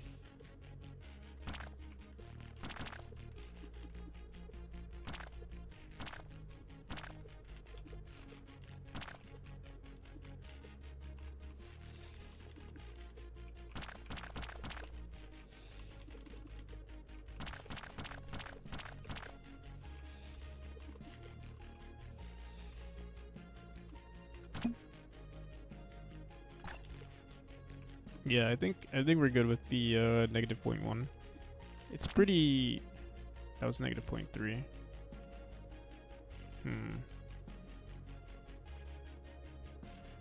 You know, maybe negative 0.5 is a good value actually, or negative 0.4.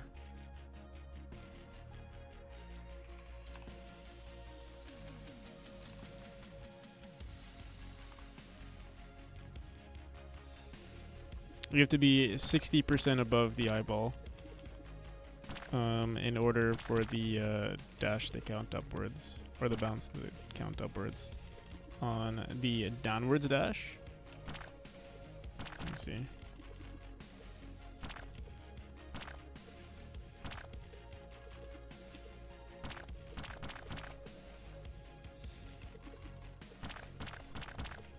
Oh my god.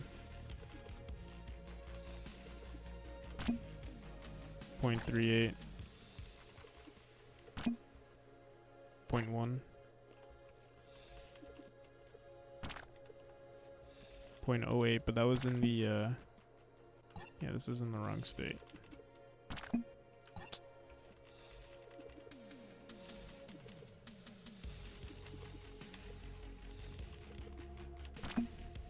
Negative 0.1.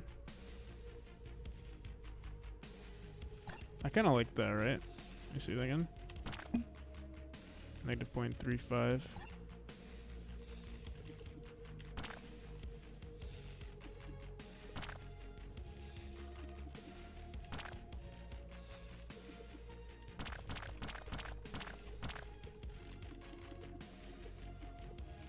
Yeah, I think we're gonna keep it.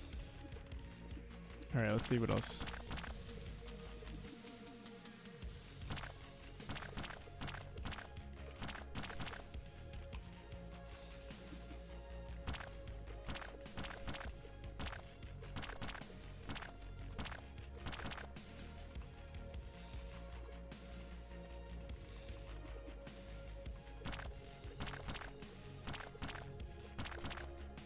Oh my god.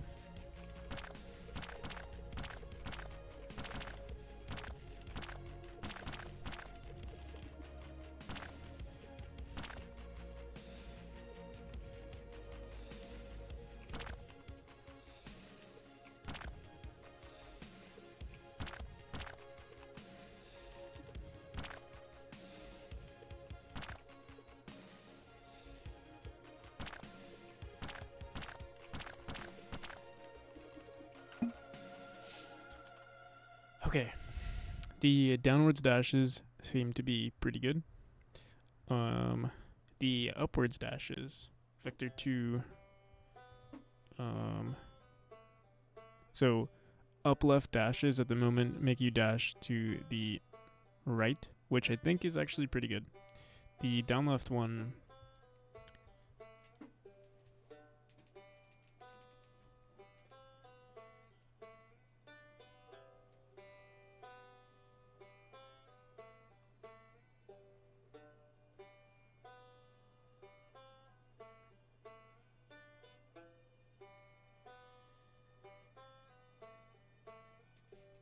I'm not sure about vector 2 that right or left.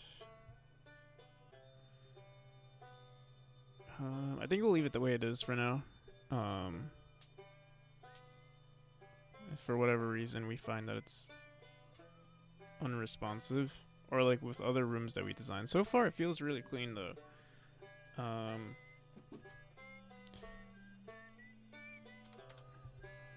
So that means, yeah, on the only direction that we're kind of concerned with is vector2.downs. So we don't really have to create like this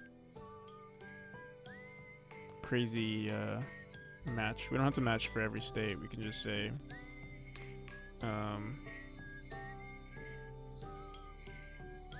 if it's equal to vector2.down, we do something, and then otherwise it'll just be the opposite of whatever our input is. And then for this one, I do think I want to do something with vector2.down. I'm gonna say, yo, how's it going, Mathroom?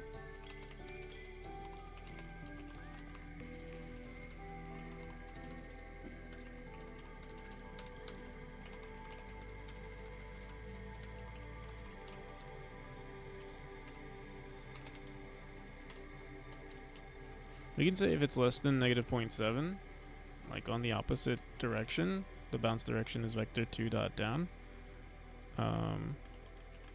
And another thing I want to do with the upright direction is reset the player's position and also add velocity to them on the x-axis.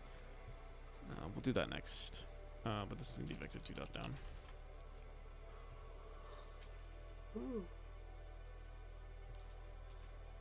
How's your auto tile going?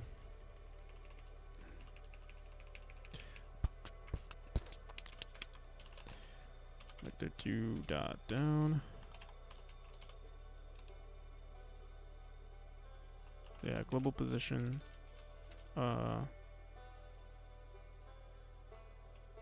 We just say motion is equal to, let me try this, motion. What do we do for our bounces on vector2.down? Bounce direction is, let's just grab this.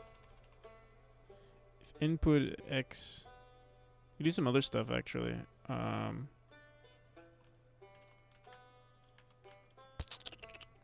But I don't think we made some nice progress. Hell yeah.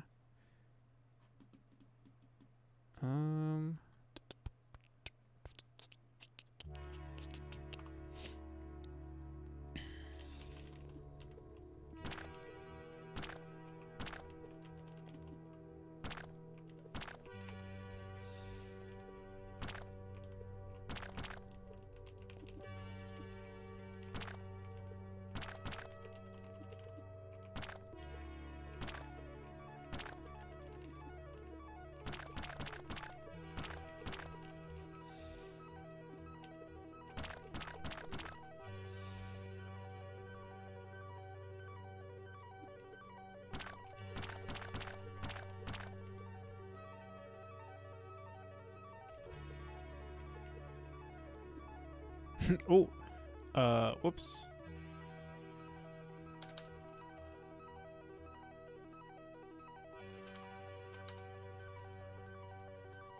Wait, what? What? Motion is equal to spring velocity. Yeah, we don't need this. We've already set our bounce direction. Spring velocity times negative bounce direction. No negative bounce direction. Just -1, right?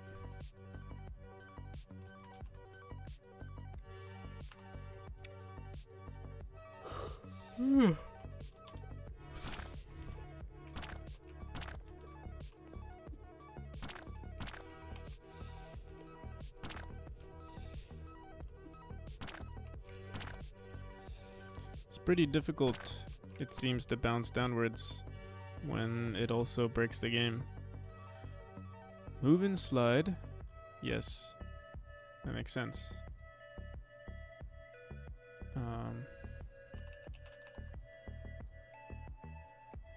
Eyeball bounce. Times motion is equal to our spring velocity times Yeah, just motion.y is equal to our negative spring velocity. There we go. Boom, boom, boom. Also, Loki, you want to change the hitbox.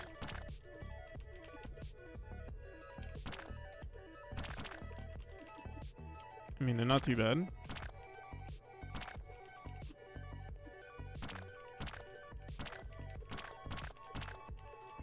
But because our springs are because it's way more responsive now, I feel like might as well.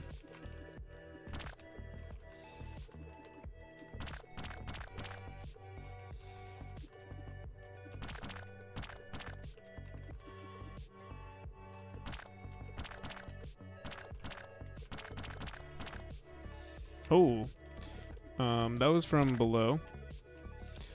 Actually, that was weird.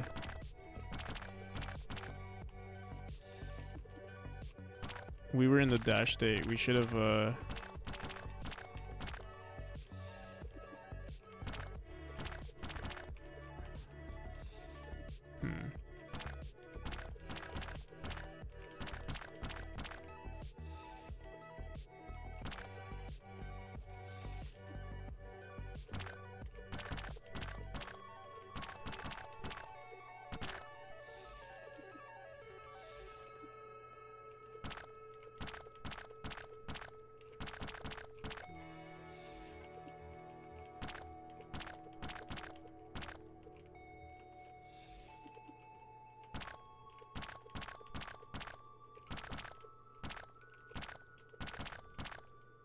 that downwards bounce is hella annoying, actually. But I think it's good. It's just we have to figure out. Either we need to redesign some of these rooms for sure.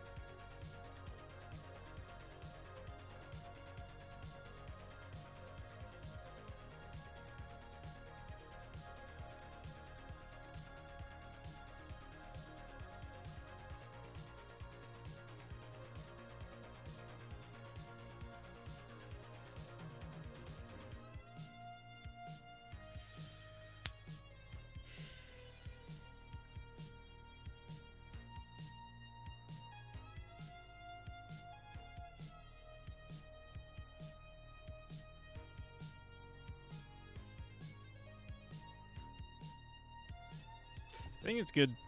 The one thing I do want to update, though, is the player's global position here. Or, yeah, managing the bounce direction. If we go up, I think we should update the player's global position. And based on the player's dash direction, or if move right input, basically similar to our spring here.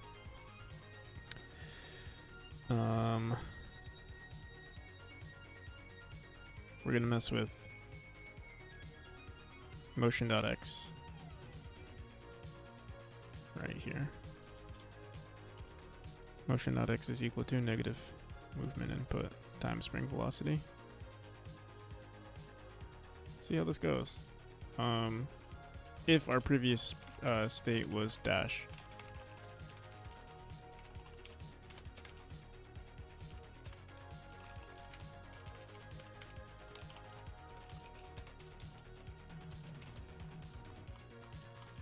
Also, if our previous state was dash, I also want us to reset the player's global position every time, I think. So that's global position is equal to this.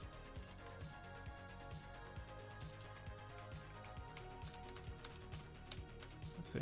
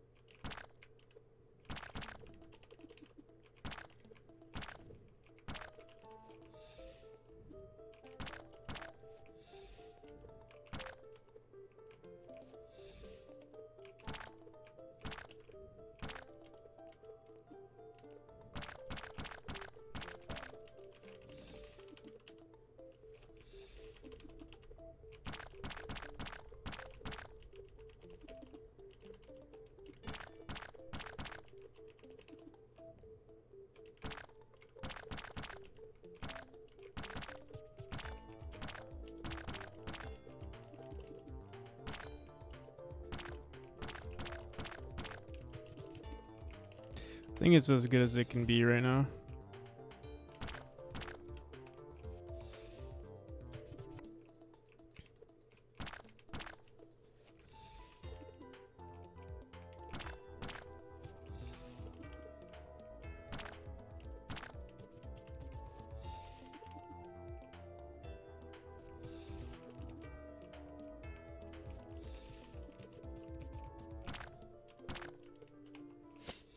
Okay.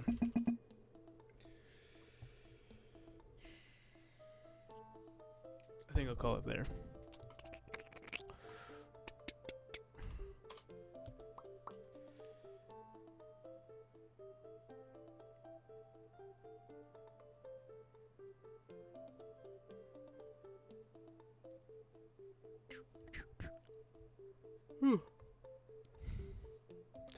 Um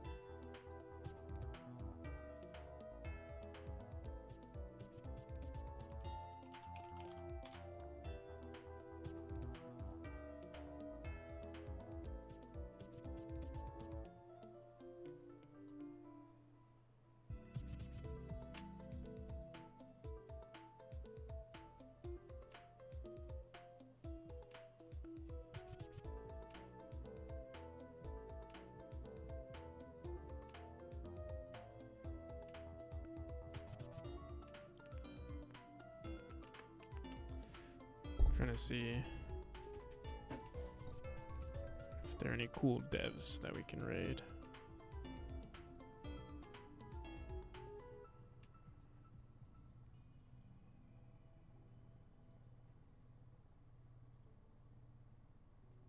think I might go for Titan again. I haven't rated him in a minute. What's that first little bit? Something like zooming along. Okay, but that's not really what we want. Or anyway, Proton. so I reckon we need What's to like, Proton up to? maybe just like Yeah, let's go for Proton. impact, something like that. Would that be more